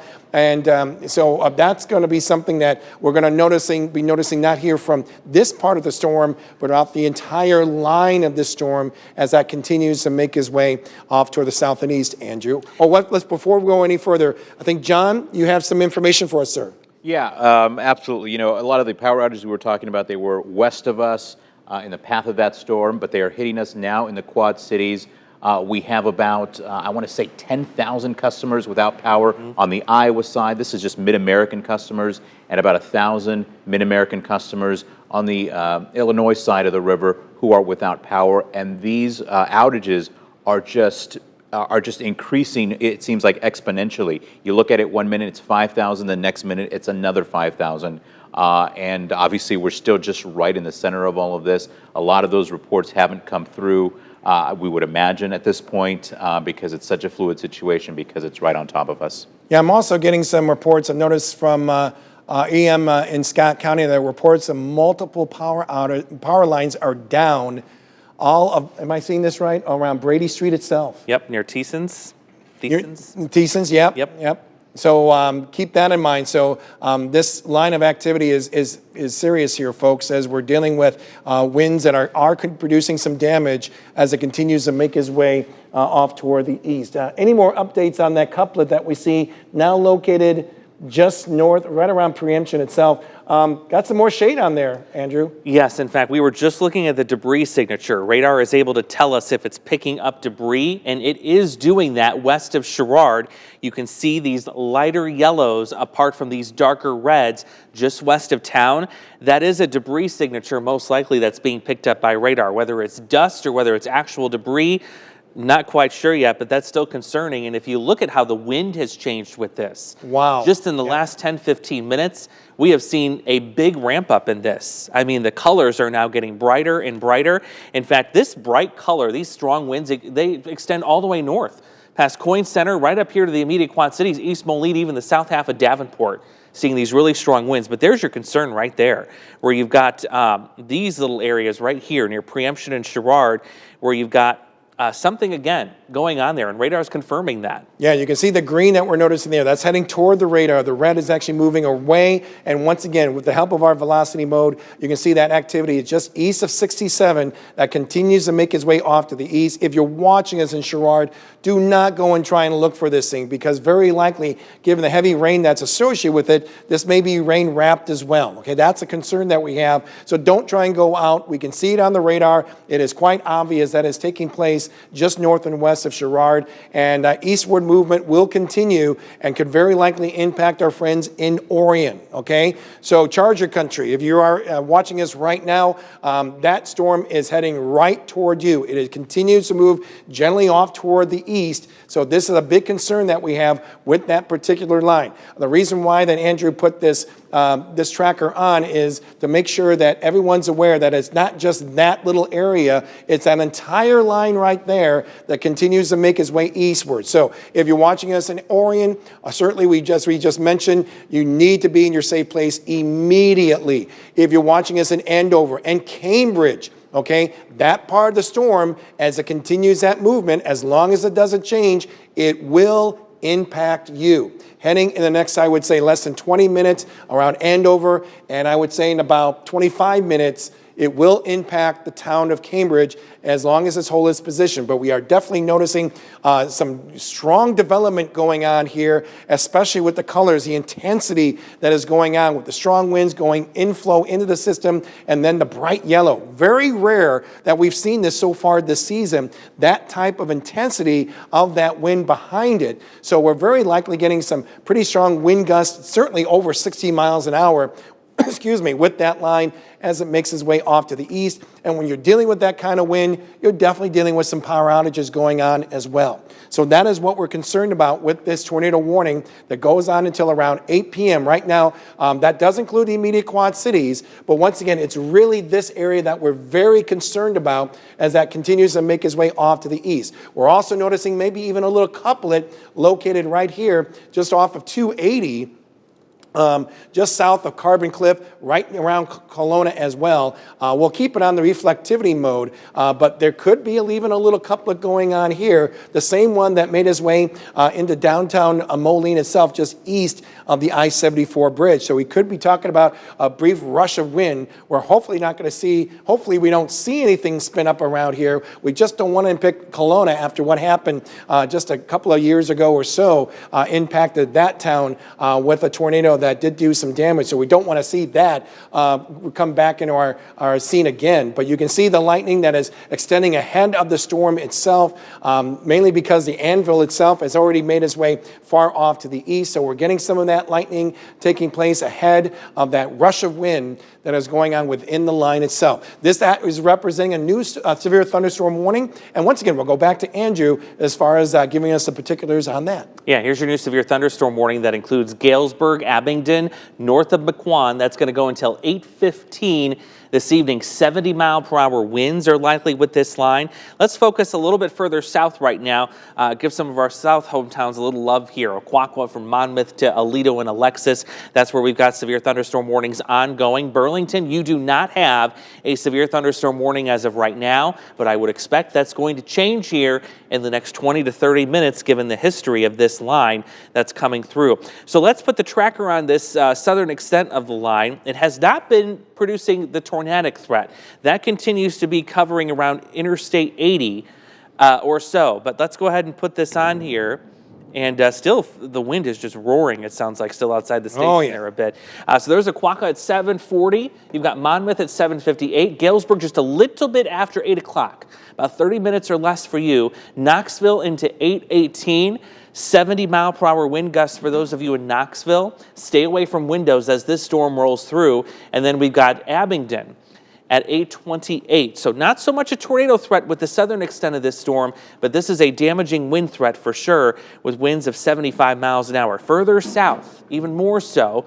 There you see Burlington. You're not under a warning yet, but we can put a tracker on that right now, and I'll tell you when it's likely going to be rolling into town here very quickly. In fact, let's take a look at that here. Let's put the tracker on there. Let's go ahead and move that to the south and the east. And there you see Burlington at about 7:44. And again, you're not on a warning yet. It is likely going to change, though, given these storms' history. So once again, we continue to see multiple severe thunderstorm warning, even tornado warnings that are popping up right across our viewing area. You can see the extent of those warnings, the extent even of those tornado warnings that continue to make its way across the river itself. And let's not forget, too, that we're noticing the green polygons that are going on to our north. These are representing some flash flood warnings. This is where we saw some very heavy rain come down in a very short period of time, 1.5 inches, 2.5 inches of rain in a very short period of time. And given the rain rains that we saw in some of these areas. The ground is still fairly saturated, no place for it to go. You're going to see some serious ponding taking place, and a concern too is some street flooding that may be going on with some of those poor drainage areas up to our north as well. So numerous warnings that are taking place in a lot of our hometowns. Deanna, I couldn't hear you. Let's go. Okay, we're going to go to Andover in the Beast, and that is where, can we get a hold of Morgan Strackbine on this? I'm not sure if she's... Yes, can you guys hear me? Yes, go ahead, Morgan. What do you see? I mean, we're getting pounded here in the Quad Cities. Yeah. I bet. I am so surprised that we were able to kind of stay ahead of the storm, but now we're kind of in the Andover area once we kind of saw that couplet begin to form that you guys have been talking about. So we are kind of near the area, just kind of south of it, near Andover, just off of I-74. And we're kind of getting that shelf to pass through right now. You can kind of see how eerie it really looks out here. Really anticipating the winds to start to pick up right now, but definitely trying to get keep our eyes really close on that couplet that you guys have been talking about here for quite some time. Yeah, it looks rather impressive from your side as well. Remember, folks, there's only so much that we can see on the radar. So that's the nice thing about having the Beast out there. We have those eyes out there that can show us exactly what is taking place. And in this case, we're noticing this impressive shelf cloud. But right there, what we're noticing right there, some very intense rain that is coming down. You can see that sheet of activity located just west of where they are, quickly advancing his way off to the east itself. So that's our biggest concern. We're just a little concerned that we could be talking about maybe a brief spin up to possibly where their location is. Once again, oh, is there a tornado on the ground? I think that looks like it. Look at that. We do have a tornado on the ground. Okay. Once again, Morgan. Right ahead Once of again, us. Morgan. We're going. Once again, Morgan, tell us your location again. Sorry, talking to Evan. What's your location We are again? just off of I-74 at the Andover exit. I-74 off the Andover exit. So I-74 in Illinois 81. I believe that's what we're tracking right now. Yeah. We have a confirmed tornado on the ground. We have a tornado on the ground. In front of us. It was behind us. Just outside of Andover on Interstate 74. I'm all turned over around. Once again, not only do we have Morgan Strackbine in the Beast, but we also have Evan Bunkers. He is driving the Beast as well. And they're going to try and get themselves in the position to continue to monitor that tornado. That is officially on the ground. We actually saw it with our own eyes. So that's a big concern that we have with that particular storm that we're noticing, Andrew. Yeah, and I'm going to show you exactly where Morgan was. I was looking at her location. They are right there where that blue dot is, looking likely to the northwest, where you're seeing those greens and that now red color indicating that strong rotation. Just looking at that location again, that's I-74 in Illinois 81, the intersection right there west of Andover. That is where we just saw live from the Beast, that tornado, and you could see it was wrapped in rain. Yes. Very hard to kind of make out there. But yeah, that confirms exactly what we've been afraid of with that part of the storm. That rotating part, that's that little kind of thumb, if you will, that's sticking out of there. So that's a sign. If you're in Andover, Osco, Cambridge even, eventually here, it is time to get underground immediately. I'll let the guys know in the back in our booth. Actually, once they get themselves in a position, let's go right to the Beast if we can. We're noticing that activity in the Beast. We're noticing that there is a tornado on the ground. It looks like, I'm not sure if they're going more south or north, but if you just joined us, there is a tornado that is on the ground just outside of Andover and looks like continues to make his way off toward the east. So once again, if we're able to get Morgan again, kind of once again show us what they've just done. They just moved the Beast around, probably likely getting into a much safer location. It's wonderful to go out and do these changes. I mean, especially for meteorologists, it's very exhilarating. But at the same time, you have to think about the safety side of it as well. Given the fact that now we're getting ready to approach 8 o'clock, it gets darker, and when you're dealing with a situation where the rain is actually wrapping around the rotation of that storm, it makes it even more dangerous. So do we have Morgan back on the line, and she can tell us now what are they planning on doing here? Morgan?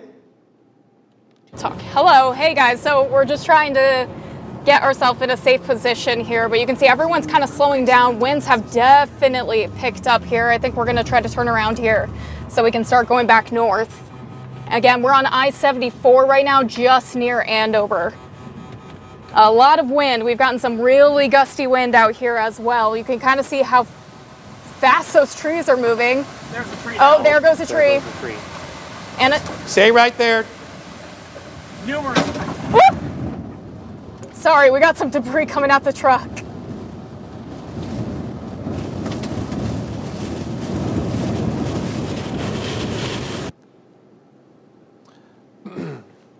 Yeah, right now on radar, debris signature right over Interstate 74 at Illinois 81.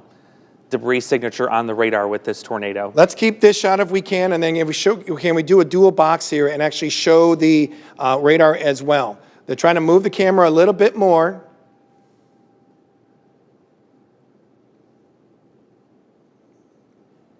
Once again, let's explain a little bit more about a debris tracker. This is our... Hello, my mic is up. Can you guys hear me? Yes, go ahead. Go ahead, Morgan.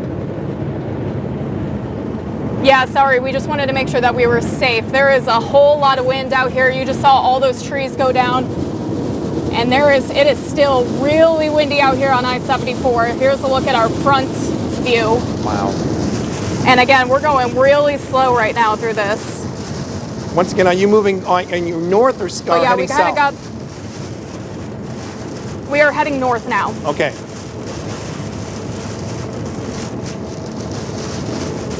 We're actually going to have to get the beast in to get some fuel here soon.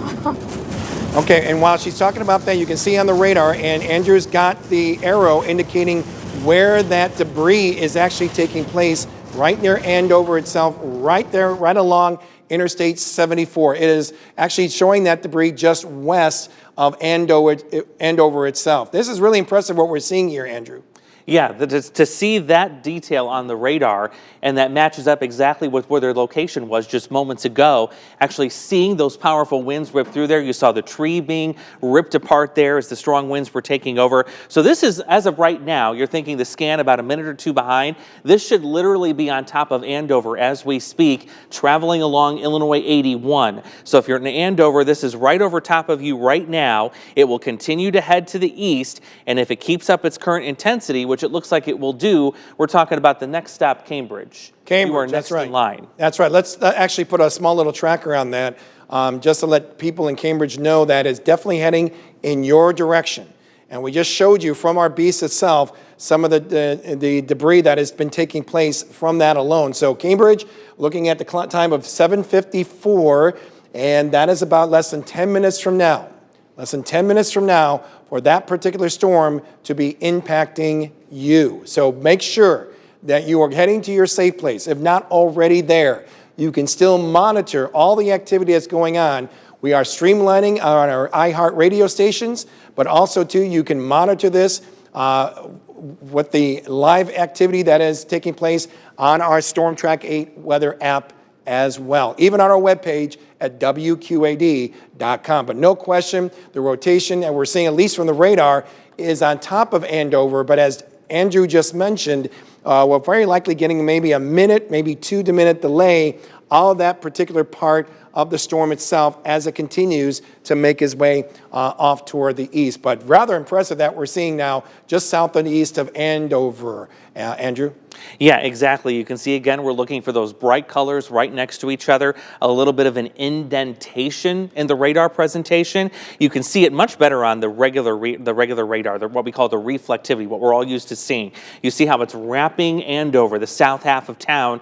Meanwhile, there's not much going on to the north of it. You've got this gap. That's where your rotation is, and that is heading due east. Again, right along Illinois 81. If you live anywhere north or south of Illinois 81, this is heading right in your direction. That is a tornado, again, that we showed you live just moments ago from the Beast with Morgan Strackbine and Evan Bunkers. So Cambridge, you're next on the list. If this continues, we're talking about it going north of Kewanee, between Kewanee and Anawan, eventually intercepting, it looks like, areas south of Highway 6. So that's definitely something we're going to be tracking. Yeah, if we expand this out just a little bit more, there's that new tornado warning that is out for a good chunk of Henry County and now going into parts of Western Bureau County. And it's all because of that particular circulation that we're noticing. This one goes until 8:30. So people like around Galva, Geneseo, Kewanee, you are all in the path of that particular storm, but I would say right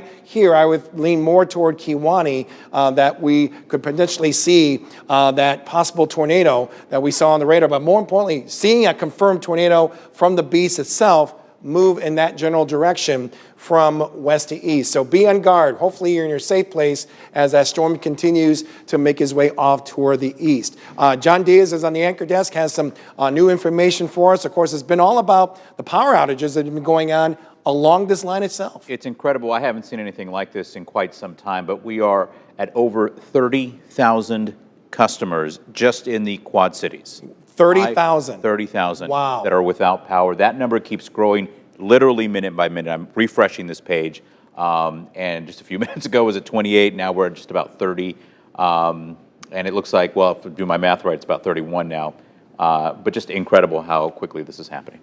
That is very impressive. And once again, this line has had a history of producing 60, 70, 80 miles an hour winds. We've been noticing nice little couplets traveling along it, indicating some of these brief spin-ups that are going on. The one that has been holding its own for quite a while has been that one located now just east of Andover as that continues to make its way off to the east. So we have this one tornado warning polygon that goes until another, well, less than 10 more minutes. That will go away, and then this one will take over for the rest of Henry County and possibly even going in toward Bureau County. You can see the bending going on. So it's not just what we're seeing right here with that twist in the line, but the bending that we're noticing right here, folks, that is a sure indication that we are dealing with some very intense winds that are traveling their way off to the south and east. You can see it's just outside of Galesburg, likely from Galesburg looking toward the west. We're noticing probably a rather impressive shelf cloud, and you can see that same line now making its way through Monmouth. Roseville is not too far away from you and already making its way past Burlington. That continues to swiftly make its way off to the south and east. Let's not forget our friends in Abingdon. You're probably noticing those dark clouds, a lot of lightning, but also that impressive shelf cloud. And the impressive winds that we're noticing too, once we briefly went over to that velocity mode, all that continues. Look at this. This is really impressive given the fact that it's so far away from the radar itself.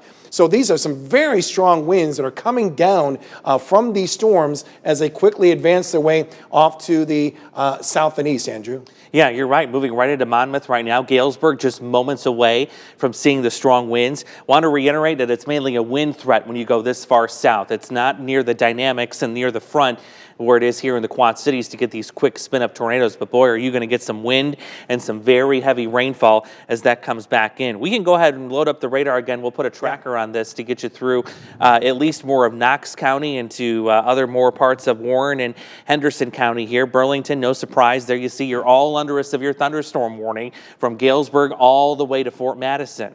All under a severe thunderstorm warning for winds up to 70 miles per hour with this powerful line. So let's do that. Let's just take the line here, stretch it all the way to the west. Oh, I think I actually ran into something, but you know what? We're going to try it. We'll see if it works.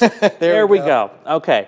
So yeah, I did catch a little bit of Kewanee in here. It looks like it's not picking up our southernmost hometowns, but that's okay. You get the gist there. Yeah, like Farmington, Kewanee, Fort Madison, they're all in our viewing area. So yes, we certainly want to make sure that everyone's aware that if you're watching us in Kewanee, we're talking about just about 25 minutes or so before it impacts you, if that line holds together. And of course, Farmington, that's located in southeastern Knox County or so. We're talking about right around 8:38. But a very classic bend that we see. We've been kind of warning you about this, especially ever since early this morning when we saw on our house models the bending from that particular line as that continues to make its way off to the south and east. So nice consistent model runs that we've been noticing ever since early this morning for the possibility of seeing some very severe damaging wind gusts And that has certainly been the case right now. But what really sticks out, and it's still, Andrew, it's still holding together, is right now on top of Cambridge, right there on Illinois 81,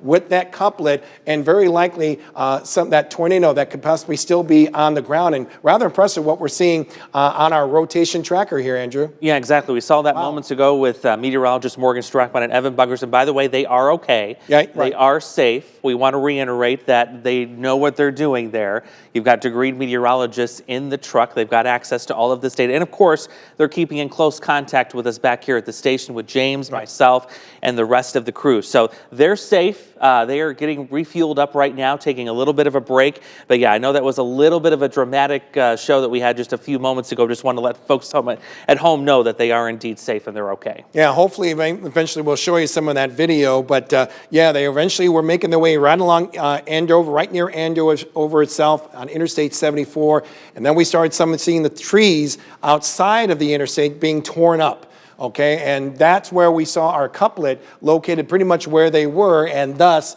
the concern that we had with all that wind that was taking place. But they are fine, they are good, they're fueling up actually in Andover itself. So hopefully we'll get a report from them, but they are just fine as this storm now has made its way east of Andover and continues to make its way off toward the east of south. But you can see some of the indentations that are going on. Maybe not as impressive here with the wind velocity that we're seeing here, but on the reflectivity mode, and once again, it doesn't have to be just the velocity mode to find these little couplets. You can certainly see it on the reflectivity mode right here, and there's that free flow of air into the storm itself, into that rotation, and that's why we're pretty confident that we're seeing that possible tornado still taking place in those areas now. Looks like just south of Cambridge. Looks like, Andrew, we got a brand new tornado warning out for parts of the area.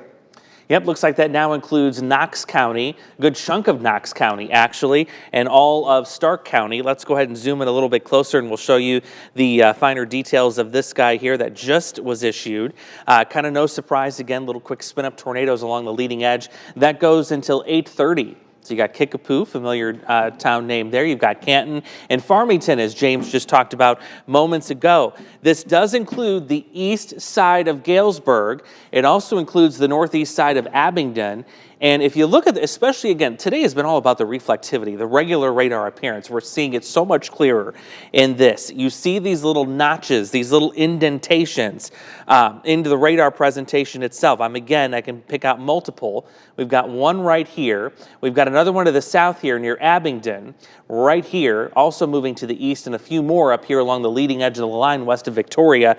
Those are the spots where you're going to see a quick spin-up tornado as this is moving off. So let's go ahead and do a quick tracker on it, since this is a brand new warning, to get you situated with the arrival time so you can plan and prepare and take action right now. So this threat is just now getting out of Burlington.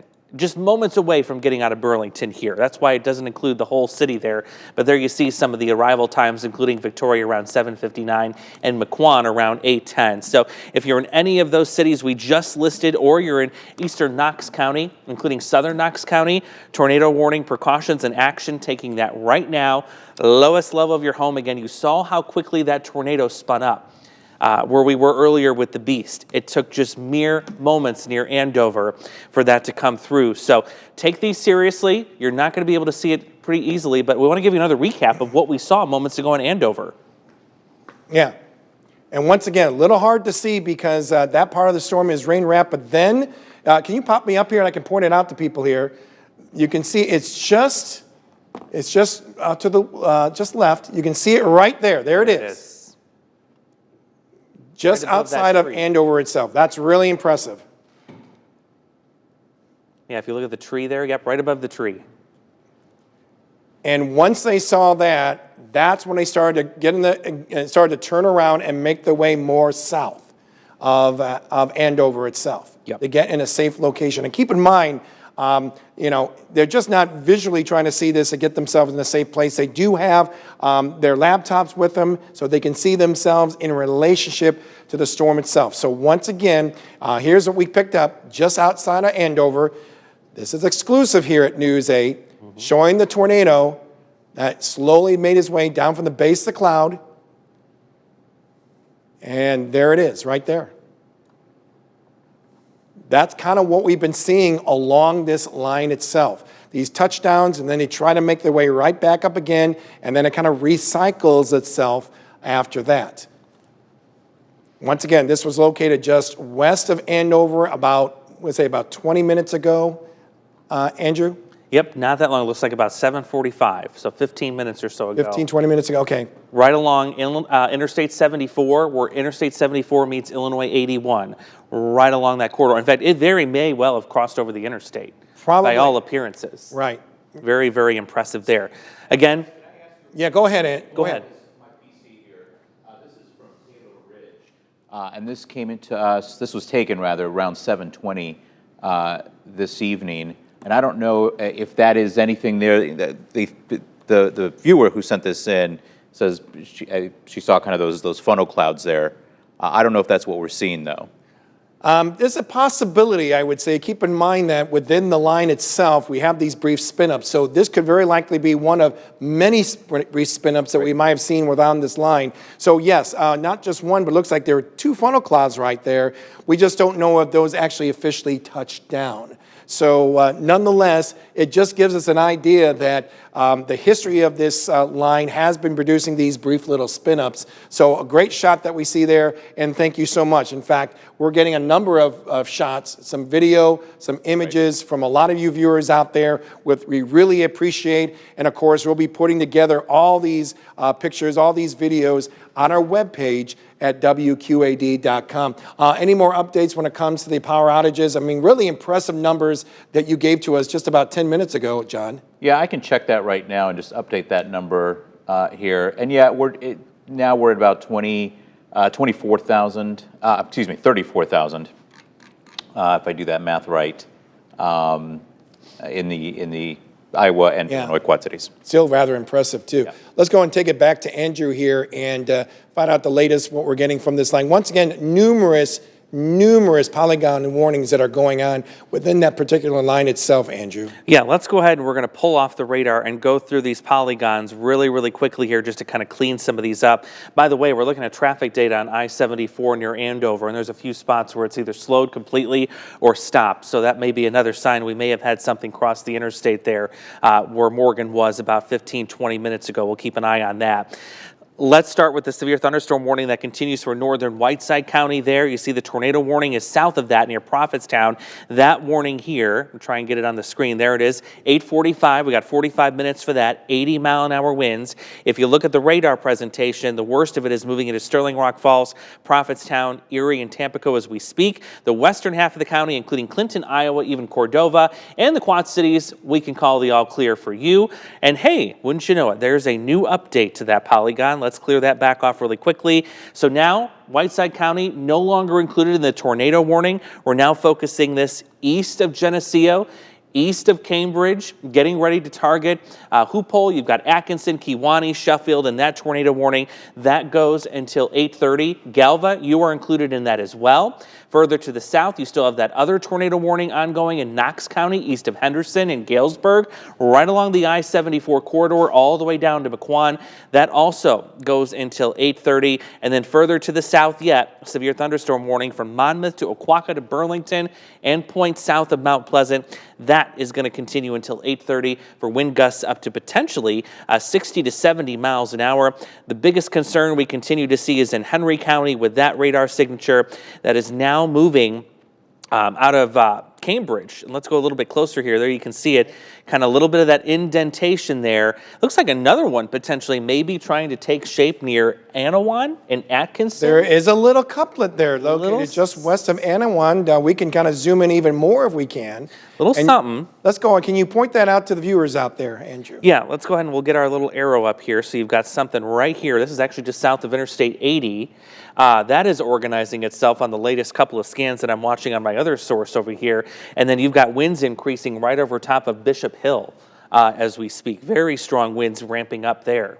So once again, we got two couplets. The most common one that we're seeing is located now just east of Cambridge itself. Right now, the closest town that we see in relationship to that possible tornado, that possible rotation, of course, is right there around Kewaunee. Fortunately, it looks like it's going to stay mainly north of Kewaunee. We'll still, of course, be keeping an eye on this, continue to track it. But you can see that maybe not as impressive what we saw as it made its way through Andover. But nonetheless, that we see this on reflectivity, it certainly is a different story. So we want to make sure that it stays outside the town of Kewaunee as that continues to make its way off to the east. Nothing really blocking that flow. So that's why we continue to see that on the radar itself, as well as that small indentation that we see just west of Anawan outside of Interstate 80. That's Illinois 78. This is Interstate 80 that we're seeing here. So that's what we're watching. That very likely, too, is making its way off toward the east. So watching us from Anawan,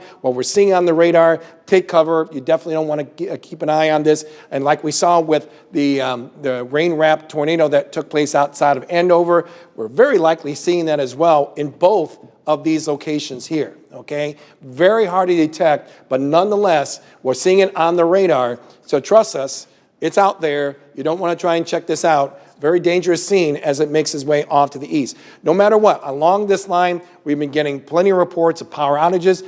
Power lines that are down just around Brady Street itself could very likely be seen that in other locations as well. We'll finally eventually get some information from John on that about any of those power lines that have been down, not just in Brady Street, but possibly in some areas around the immediate Quad Cities as well. So here's what we're noticing with that possible rotation that continues to make its way from west to east. And you can see some of the towns that could potentially be impacted by this around Neponset around 8:35, Sheffield around 8:41, and our friends over in Buda around 8:48. And Buda is located right there. There's Interstate 80. There's, of course, Neponset. So if that holds together, and it's pretty much west to east of where we're seeing that couplet, that possible rotation, you are going to be impacted by that particular storm. So that continues to make its way off to the east. Already we're seeing some of those warnings making its way in parts of Bureau County, and we're very likely going to see that extend even more so through the rest Bureau County. Right now, Princeton, you're doing okay, but if you're noticing off to your north and even to your west, you're seeing those dark clouds slowly advancing from west to east. You're likely seeing some flashes of lightning as well. No question, those storms are continuing to make their way from west to east, and you will no doubt be impacted by that storm, with the main threat being some of these intense wind gusts that are coming down from the storms. Enough of that wind actually able to produce a brief little spin up as well along that particular line. Most of this line, it's been very challenging to find these little couplets, but one that has really been notable in the past 45 to even an hour has been this one as it continues to make its way off to the east, still located just north of Kewaunee. And then a little farther south as you go, we threw out some more tornado warnings just because of the fact we're noticing these brief couplets that are taking place. They make their way down and then they break their way right back up again. That has been the scenario with this particular line. The only exception has been this one located just north and west of Kewaunee with, wow, the velocity mode itself showing a wind of around 95 miles an hour. Is that an inflow, by the way, going in, Andrew? It appears it is. Yeah, we're just noticing this on our other product here too. The wind is ramping up, especially Bishop Hill. Okay. Really seeing significant winds starting to ramp up there. Let's go to the beast right now with meteorologists Morgan Strackbine and Evan Bunkers. Morgan, take us, where are you located now, and what's your next destination? Next destination is actually heading back to the station right now. So we are traveling north I-74. We just passed the Andover exit. We're kind of seeing debris. We've seen trees that have been snapped on the side of the road, debris all over the road. People are going extremely slow. And you can still see, I mean, we're not too far away from the metro area, and it's still pretty windy out here, and we're still getting consistent rain and some pretty consistent winds. But I do know that in the spot that we're in right now, we're going to likely start to see things calm down here very, very shortly. But again, we are heading north on I-74. back to the Metro Quad Cities. Real quick, Morgan, once again, you saw a lot of activity that took place just outside of Andover. Tell us a little bit more around Andover. Tell us a little bit more about your experience there when all this was going on around Andover. Yeah, it got really intense. It got really intense really, really fast. I promise me and Evan are safe and fine, and we got out of there. But, you know, again, it really provides, we need these people, you know, who are trained and able to pick up these things, because all the meteorologists that are behind the scenes, like James and Andrew, or even the people at the National Weather Service, they depend on these reports to be able to know what is going on. So luckily for us, we were able to actually catch that tornado on the ground and let the National Weather Service know that we were seeing something on the ground. But yeah, it definitely got intense really quick here, and really crazy to see how those trees were just being snapped in half. All right, thank you, Morgan, very much. And once again, we can't stress enough that you are safe. That is great news. We were very concerned when that activity was taking place in your neck of the woods. So once again, meteorologist Morgan Strackbine, Evan Bunkers, now making their way back to the station. It's getting a little bit dark, so we kind of want to put an end to our chasing, because it can get very dangerous, especially when you're dealing with these conditions across the area, especially what we're noticing around Kewaunee. This is the same feature that we saw around Andover, and it continues to hold its ground, Andrew. Yeah, and the winds continue to increase as well. We have significant winds being reported by Doppler radar. Excuse me. Kind of the wind is taking my breath away, if you will. I'm looking at some of these values, and that's what I'm pointing here on the radar for you. It's saying 81 miles an hour, but actually just south of Kewaunee, we're getting winds that are potentially trying to once again approach 90 miles an hour. Now, granted, this is still a little ways up in the storm, but if the right ingredients come together as this thing organizes again, we're talking about the potential for this to start reaching the ground.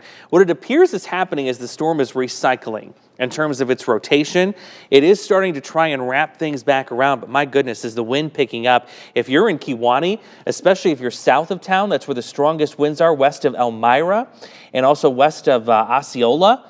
Yeah, you're going to get some winds potentially in excess of 80 miles an hour based on the radar data right now. Wow. Can you explain to everyone, too, because we saw that it was called gate-to-gate shear. Why don't you explain to viewers what that actually means? Why is that so significant when it comes to this type of situation that we're dealing with? Sure. So gate-to-gate shear, the bigger that number is, the more rotation we're seeing within a particular portion of the storm. So you notice that that number is low. We want to see that number low. We would love to see the velocity number low, too, as well. That's the wind speed. But yeah, it's good to see the gate-to-gate shear is low. We're going to poke back in when that rotation tightens up again, and we'll see that go up.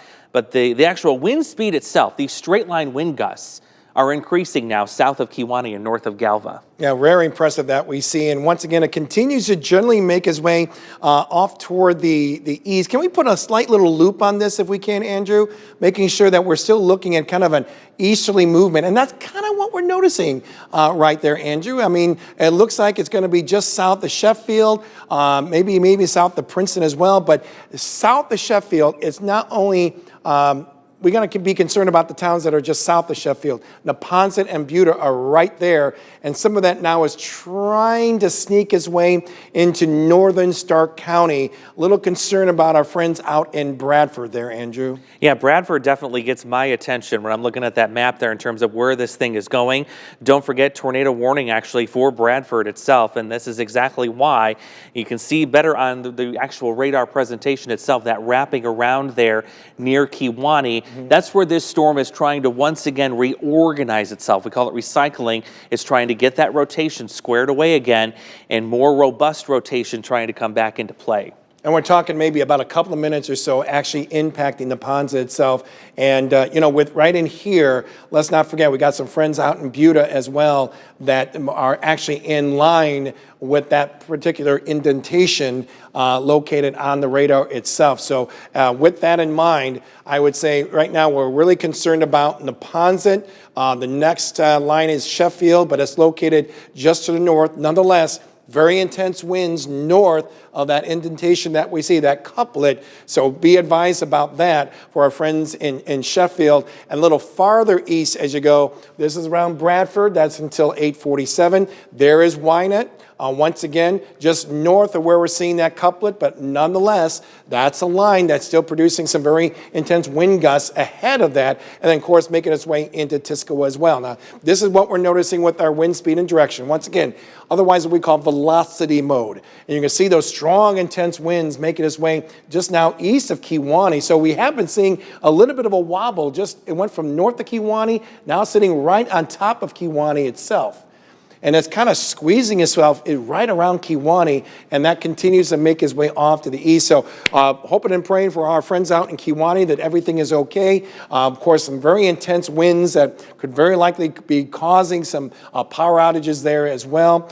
We haven't heard anything yet from Kewanee. Unfortunately, hopefully we will be very shortly. But once again, that part of the storm is what we're very much concerned about as it continues to make its way off to the east. Andrew continues to go to our street level mapping here. There's the town itself. The rotation is pretty much sitting right on top or just east of the town, and that continues to make its way eastward. That's the green indicating that raindrops are making its way toward the radar site. That's the inflow that we see here. And then the red and then even some strong yellow indicating the winds moving it away from the radar site. So that's where we possibly are seeing some of that rotation. And that gate-to-gate share certainly has increased even more so that we just saw was briefly around 24 meters per second that we saw right there, and a velocity now of over 100 miles an hour, Andrew. That jumps out right at you right now. Likely, it may not be reaching the ground at 112, but the winds aloft in the storm appear to be screaming right now. And that is why we're taking this situation so seriously. It's not just that part of the line. You go down even farther south in your Toulon, and the same thing's happening, where you've got that hot orange color. That's where winds are being clocked in the radar at about 90 plus miles an hour. And once again, let's kind of go back to that velocity that you showed and give us an indication of where you're kind of putting that pointer on when it comes to those type of winds that we just showed you. Yep, so we're talking in the real dark yellow here, kind of that mustard yellow. Right here is where your strongest winds are being found on radar. Interestingly enough, and Allison's been kind of watching this too, you notice this right here along Illinois 93. It looks like we've got this storm again trying to organize that rotation. Got a little bit of wind speed direction change there right along Illinois 93.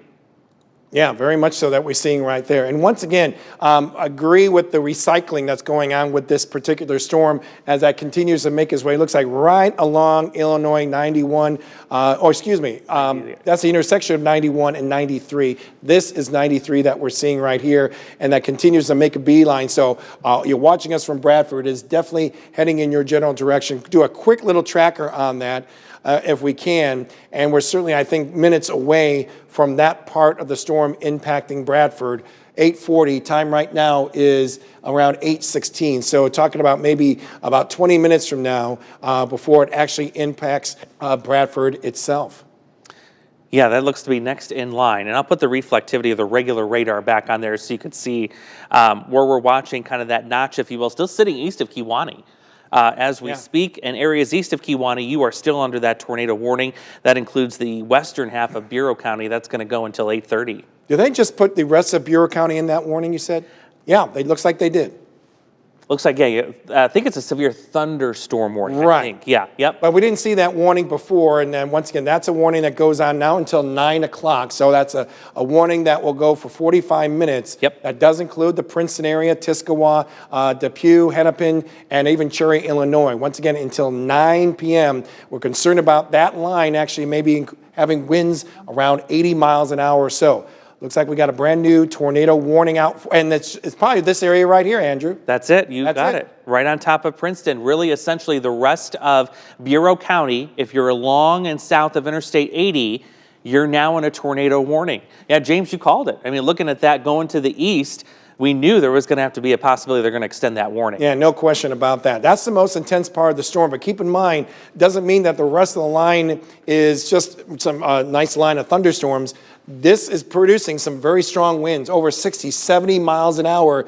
So the potential of power outages can't be ruled out, as well as those storms make its way off to the east. Andrew just once again put a cone track on that part of the storm that is producing that possible tornado. So Princeton, we're talking about maybe around 9:04, Wynant around 8:51, Hall at around 9:33. That's where Hall is located, right there. Given what we're noticing with that particular couplet, it may be staying just south of the town of Hall. Maybe, saying maybe just south of Princeton as well. That would be some good news. But once again, the line itself still producing some very intense wind gusts as that continues to make its way off to the east. I think, Deanna, you told me about, we got some updates on the power outages, or should we go to John on that? Yeah. Okay, go ahead, John. What do you got for me, sir? You know, that number was well above 30,000. It's at about 31,000 now. Really? So there's almost been an improvement in terms of the number of customers who are without power, Mid-American, in the Quad Cities. In the immediate Quad Cities In the immediate itself. Quad Cities, yeah. That's impressive. And we know that Mid-American has been preparing all day for this. They knew this was coming. They obviously hope for the best, but Right. As they said today in our newscast, hope is not a strategy, so they're busy working on that. Yeah, and once again, we did a story too about the with the Rock Island County Fair that Right. begins, and they were ready to put up all those all the entertainment and such, but they decided to hold back because of this storm that's coming on in. Well, they were very well aware of all of the things that could go wrong, which attractions, the tops could just fly off Right. in the 70-mile-an-hour winds, all these winds that you were talking about. The Right. Ferris wheel, usually the first thing to go up for them because it's so iconic. Right. They're waiting until tomorrow to put that up. And they promise that they'll have everything all ready to go by tomorrow afternoon. Lunchtime, yeah. How about that? Yeah. How about that? So, okay, we're going to go to Macomb, and that is downtown Macomb. And I tell you, Andrew, that is a very eerie sight. There's the shelf cloud. Yep, you're seeing the underside of that as it gets ready to move into town. Severe thunderstorm warning continues for you, by the way, there in Macomb until 8:30. Winds of 60 miles an hour. The way the line is oriented that far to the south, the wind is a little bit more relaxed compared to what we've got here to the north, where the line is oriented kind of in a north to south position. But still, you can see the trees are kind of picking up a little bit more motion there as that line is pushing through, just coming into Macomb here moments away, and then it'll finish moving through the remainder of McDonough County in the next 45 minutes or so. Also, don't forget, too, La Harpe and also Hancock included in that warning, along with Keokuk, as those lines of storms are surging to the south. So get ready for some winds up to 60 miles an hour, very heavy rainfall, and quite a lightning display, too. Our lightning counter has been bumping up to close to 4,000 strikes at times so far this evening, all at once. So that tells you how much heat energy these storms are absorbing, and in turn producing all of the lightning. So there's the radar picture from Macomb. You can see that line is pushing into downtown as we speak right now. I have a feeling if we check back on that image about 5 minutes from now, it's going to look a whole lot different as that line continues to push right to the south. It's in Burlington too, by the way, but the worst of the winds appeared to have moved off to your south, where you're seeing that really bright yellow. That's where our strongest wind speeds are. Most, if not all, of Knox County right now is seeing some very strong winds potentially reaching the ground. We were kind of poking around in here earlier, and we have to remember that we're a little farther away from the radar, so this is kind of getting a little higher up in the storm. But some of these wind speeds continue to be very impressive, including pushing 70 to 80 miles an hour within the storm itself. And like you said, just above the ground itself is where we're getting some of these strong winds that are taking place. You know, it's really impressive how this line of storms is grabbing, eating away at some of the very intense heat and humidity that we had not too long ago. You can see in the just below me, current temperature right now in the Quad Cities is 70 after seeing a daytime high of around 92. But we also had all that tremendous amount of moisture in the air, dew point temperatures around 80 degrees. We had those heat index values as high as 114 degrees. So we're not surprised about the activity that has been going on along this boundary. Tremendous amount of convective energy, storm energy, heat energy, whatever you want to call it. But that certainly played a big role, continues to play a big role as far as the extreme weather that has been going on. And you can see some of that storm energy now getting across over the river. Really, if we had to kind of break this down even more, I think most of that heat energy is, the outer edge of it is probably right around here, just where you see it go from the bright white to almost yellow. So I wouldn't be surprised if that is where the edge of that energy that we've been dealing with is now located. That continues to make its way off to the southeast. You can see everything coming down nicely off to our north and west. If you're watching us from the immediate Quad Cities, things have calmed down quite nicely, and that is some fairly good news. Of course, we had some video of around downtown Davenport showing that intense line that was making its way around the area. Looked very impressive, strong winds, had reports of some power lines down, even some numerous power outages that John just mentioned. Still over 30,000 customers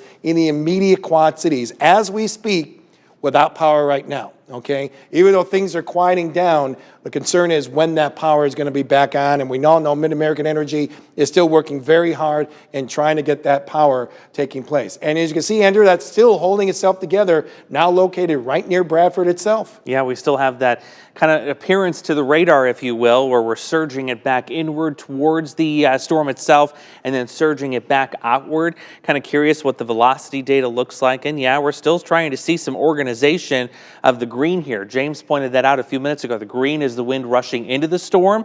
Yellow is the wind rushing away from the storm.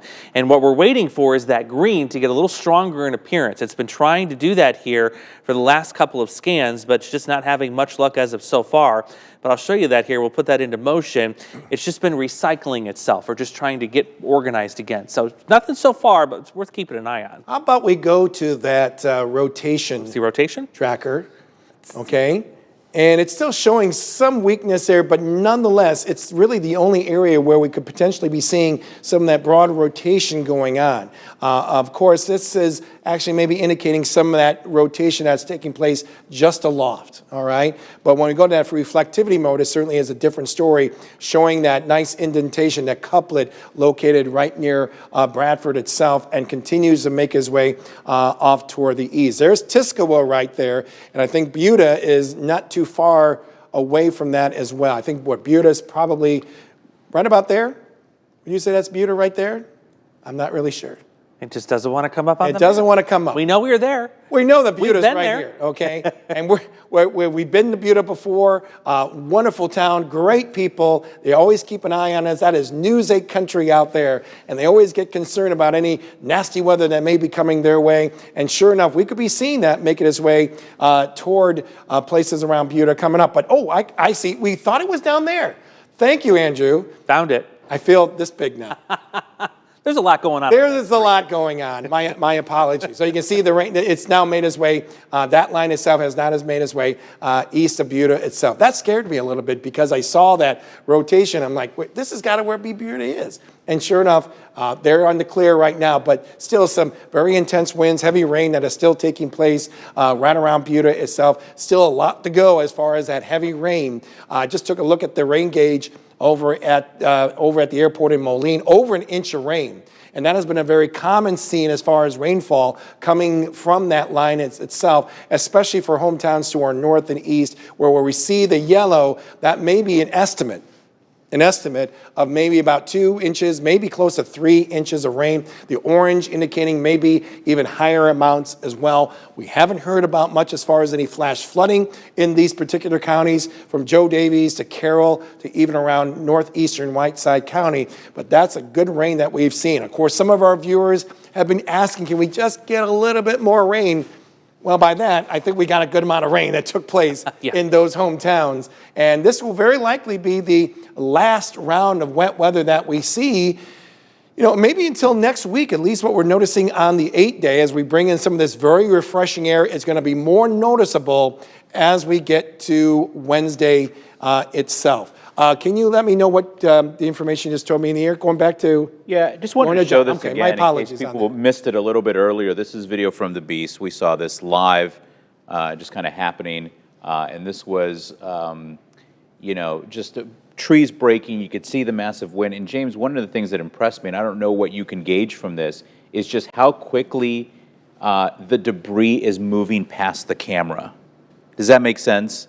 You know, it's not yes, only it the does. power of the winds that's breaking the trees, which we're going to see here in just a second, but it's just Right the there, yeah. debris, just flying by, flying towards the camera. It was just incredible, and I wanted to bring that up because you were talking about the energy and the wind, and that was just very apparent in this shot. What was really impressive here, you can see how the trees themselves are being snapped above. If we were talking more straight line, then we would probably see the entire tree itself down. Okay, but we're kind of noticing that these trees have been kind of snapped a little higher, and most of the tree is kind of hanging around. So there could have been a little brief spin up that might have taken place when the Beast was parked just outside of Andover. We did witness from the Beast itself an actual tornado that was on the ground. Now, did it come from the same tornado? Hard to tell, just because a lot of activity was going on along this boundary itself. But once again, you can see this was coming from the Beast. Meteorologist Morgan Strackbine and Evan Bunkers were in the Beast when all this took place. And here's the video that will show that tornado. It's hard to see because most of it is rain wrap, but then there's a sign just right there on the left part of your screen. It's going to come out nicely as we pan out right. There's the tornado that did make its way on the ground just near Andover. This is exclusive here, folks. We've got some trained spotters out there, and not only the ones that we have outside of our station, but Andrew, I tell you, Morgan and Evan, they are fantastic chasers, and they know exactly where to be when these situations do take place. You talk about a team. I mean, Evan Bunkers flies across the country to chase storms. He's that experienced, so he's got all of that knowledge. Of course, you know, it looked like things got a little dramatic there for a few moments, but want to assure folks that Morgan and Evan are fine. They are safe. They're actually on their way back to the station. I think they got out of there just in time as we were showing the view of that tornado there. And if you're wondering where it is, I know it's a little hard to see. It's right above the S in Illinois with that lower third there, what we call on your screen there, above that tree, now above the word Illinois. Look straight up. There you see the funnel coming on down. In fact, we have a viewer picture of that tornado as well that just came into our newsroom email too. So we'll see if we can work on turning that around. But yeah, very similar sight in that picture. What an amazing sight to see too, to catch that there live. And thankfully, as of right now, I don't have any reports of damage coming in. That is some very good news, but it's still early, and of course, we'll find out more. I know there have been, I know state troopers have been out and about. Of course, we have EMS out there that is also probably looking at some of the reports that they're getting from some of their viewers, some of the town people out there. So we'll probably get some information shortly, hopefully, before we're done with our coverage. But that visual that we saw is coming from what we're seeing on the radar itself, now located just east of Bradford. And you can see some of the storm reports that have been taking place from that particular line, and not just in areas around Henry County, but even around the immediate Quad Cities as well. And here's some of the storm reports that we have been getting from some of the viewers, some of the chasers that are out there as well, some of the storm spotters. Want to point that out. So around Cambridge, just pop that up one more time if we can. We'll go to Orion after that. Here's Cambridge, and this is what was reported. Estimated winds around 80 to 100 miles an hour. That took place just before 8 o'clock. Another report, as you just showed you, over in Orion. We're going to find out more about that. Time and location estimated by the radar. Possible tornado, kind of what we were noticed from the Beast itself that took place outside of Orion. What other places can we focus on there, Andrew? Looks like you got tree damage in Galva, power lines down as well. I know earlier you were reporting power lines down on Brady Street, Correct. Davenport near Thiesen's there. Looks like you have more wind damage being reported too. Not so much to the south yet, but to the north and west of where we just showed you there too. Let's poke around to a couple of these. There you've got some wind damage near Reynolds, several power outages, tree limbs down, gutters blown off houses. Wow. Yeah. That's impressive. That's impressive, yeah. That was around just before 7:30 this evening. Some other storm reports in the immediate Quad Cities. There you've got estimated 75-mile-per-hour winds in the metro. Not surprising. We heard that here at the studio. Some other ones too. There's that Brady Street report, it looks like there we go, too. yeah. Numerous tree limbs down near North Park Mall. Tires from an auto shop were blown into Kimberly Road. Wow. Wow. That's impressive. Very strong winds, I think, to do that. So those are the orange. What you see in orange are damage reports. What you see in blue, those are wind reports. 60-mile-per-hour wind gust in Milan. Let's poke around at some of these others here. There's the airport, the Quad Cities International Airport, and that is 67, so almost hitting 70 there. And then, of course, we go to the Davenport Airport, and you've got that 74-mile-per-hour wind gust. Really impressive. And we're still noticing those type of wind gusts located within that line as that continues to make its way generally off to the east. We're still really concerned about that couplet and a lot more intensity on that green now we're noticing too, Andrew. Yeah, and I think with the story with this again is, yeah, we're likely seeing some strong winds. And there you see that green that James was talking about. It's getting a little bit more intense. We've been waiting for that gate-to-gate shear number come up, which tells us how big of a difference there is in wind direction and wind speed in a short little area. The higher that number, the more potential spin you've got. The velocity is your wind speed, and you see that's not overly impressive, at least right now. But this storm has been what we've been calling recycling. It gets weak a little bit, then it tries to organize the rotation again. Right now, we're tracking that rotation well south of Princeton. This is in the southernmost part of Bureau County that it's moving through, which is just east of Bradford. It doesn't look all that impressive on the velocity. We've again been watching the regular radar display there, and there you see east of Bradford, we still have that kind of indentation into the radar presentation that is just right west. Yep, there you see it right there. That's where we're seeing that kind of cycling or that spin. Let's go to John Diaz right now, the latest on possible power outages. Well, you know, actually, we're tracking some of the damage, and we're beginning to see that come in from our viewers. As we kind of sort through that, we'll begin to show that to you. But we did get a report from one of our producers who's out there just kind of observing things, and he said he saw a Rock Island vehicle at the scene of at least 2 utility lines near the intersection of 17th Street and 25th Avenue. That's near Rock Island High School.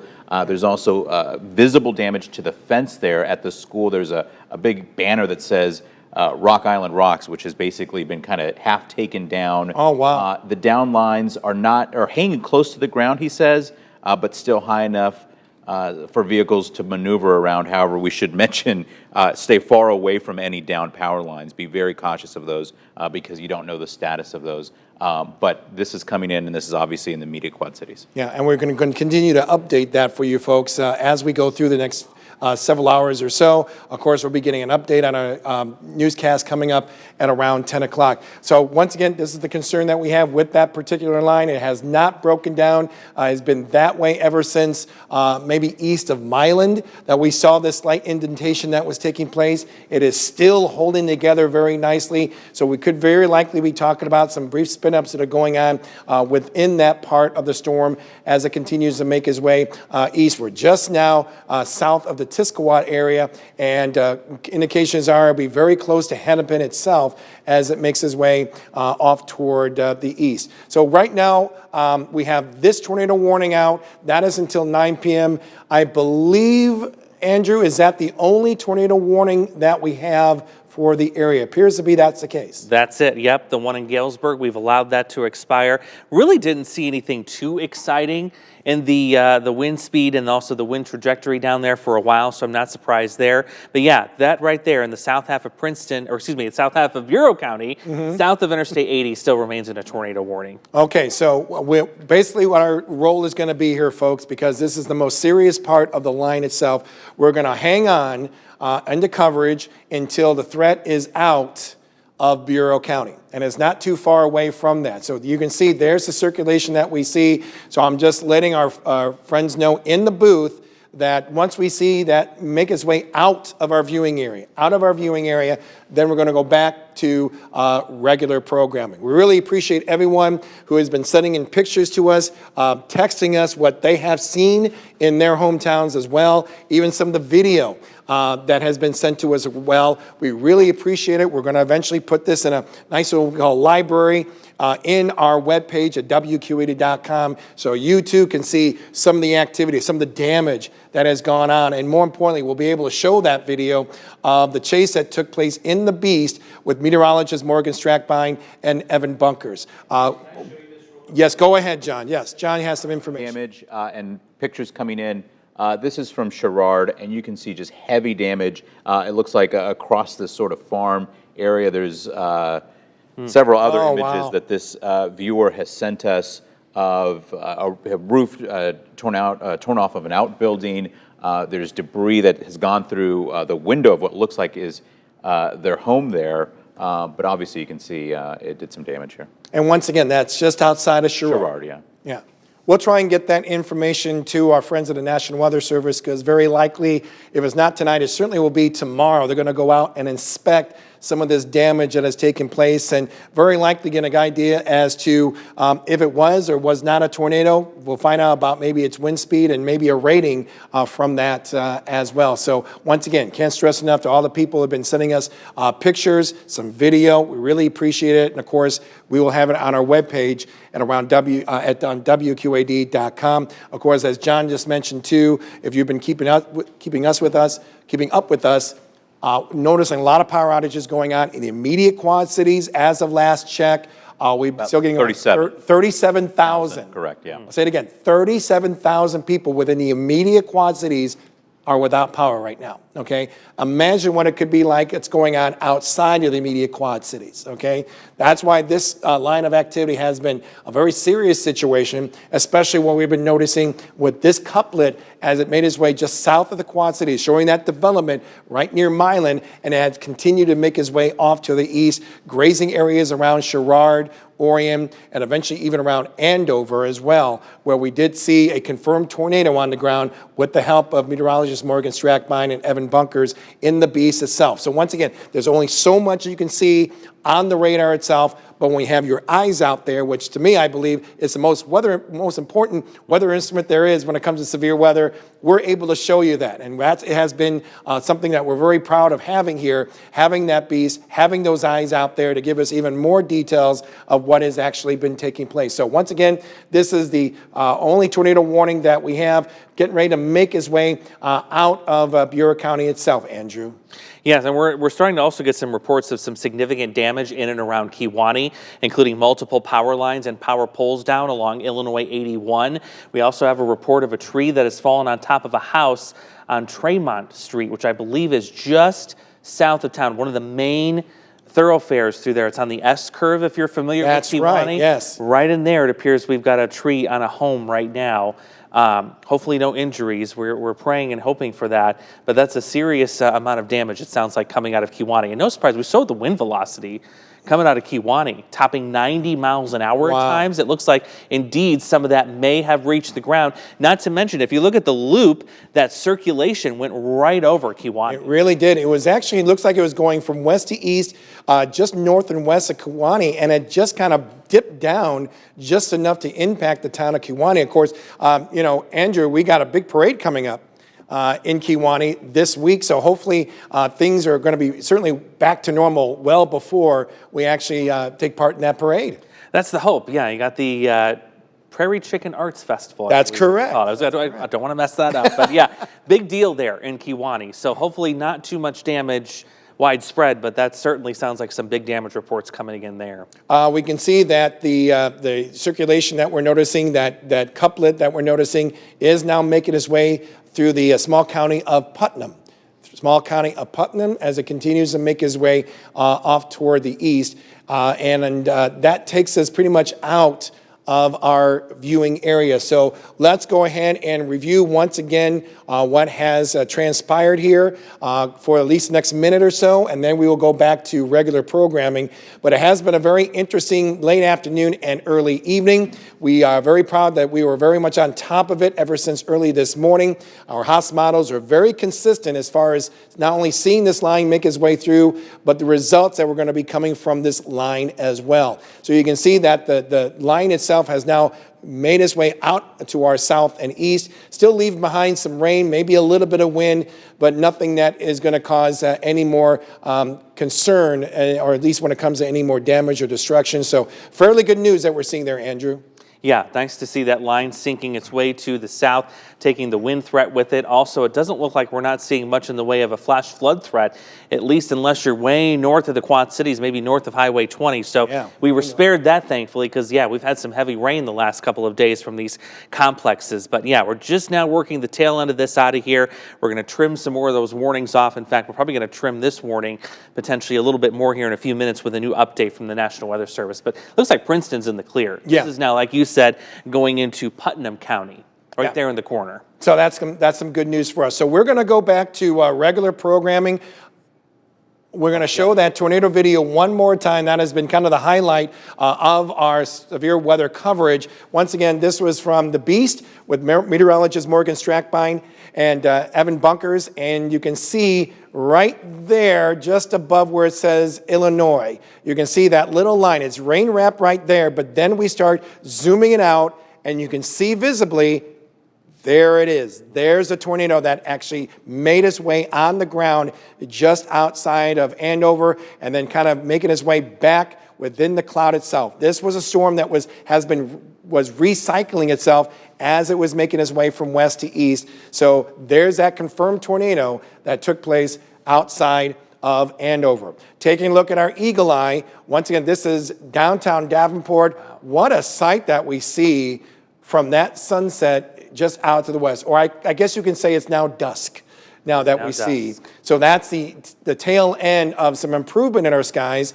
that we'll eventually continue to see as we make our way not only for later on tonight, but also through the overnight hours. Things are calming down. We're seeing that front coming on through. This is going to lead to some very refreshing air in the coming days, especially starting on Wednesday, as we'll be seeing not only those daytime highs averaging around 80, but those overnight lows will be quite refreshing as well, with lows expected around the 50s. Coming up on News 8 at 10, we'll give you even more of an update from reports that we've seen from viewers themselves, as well as more reports as far as the severe weather coverage that has taken place across a lot of our hometowns. For more information, please go to our webpage at WQAD.com.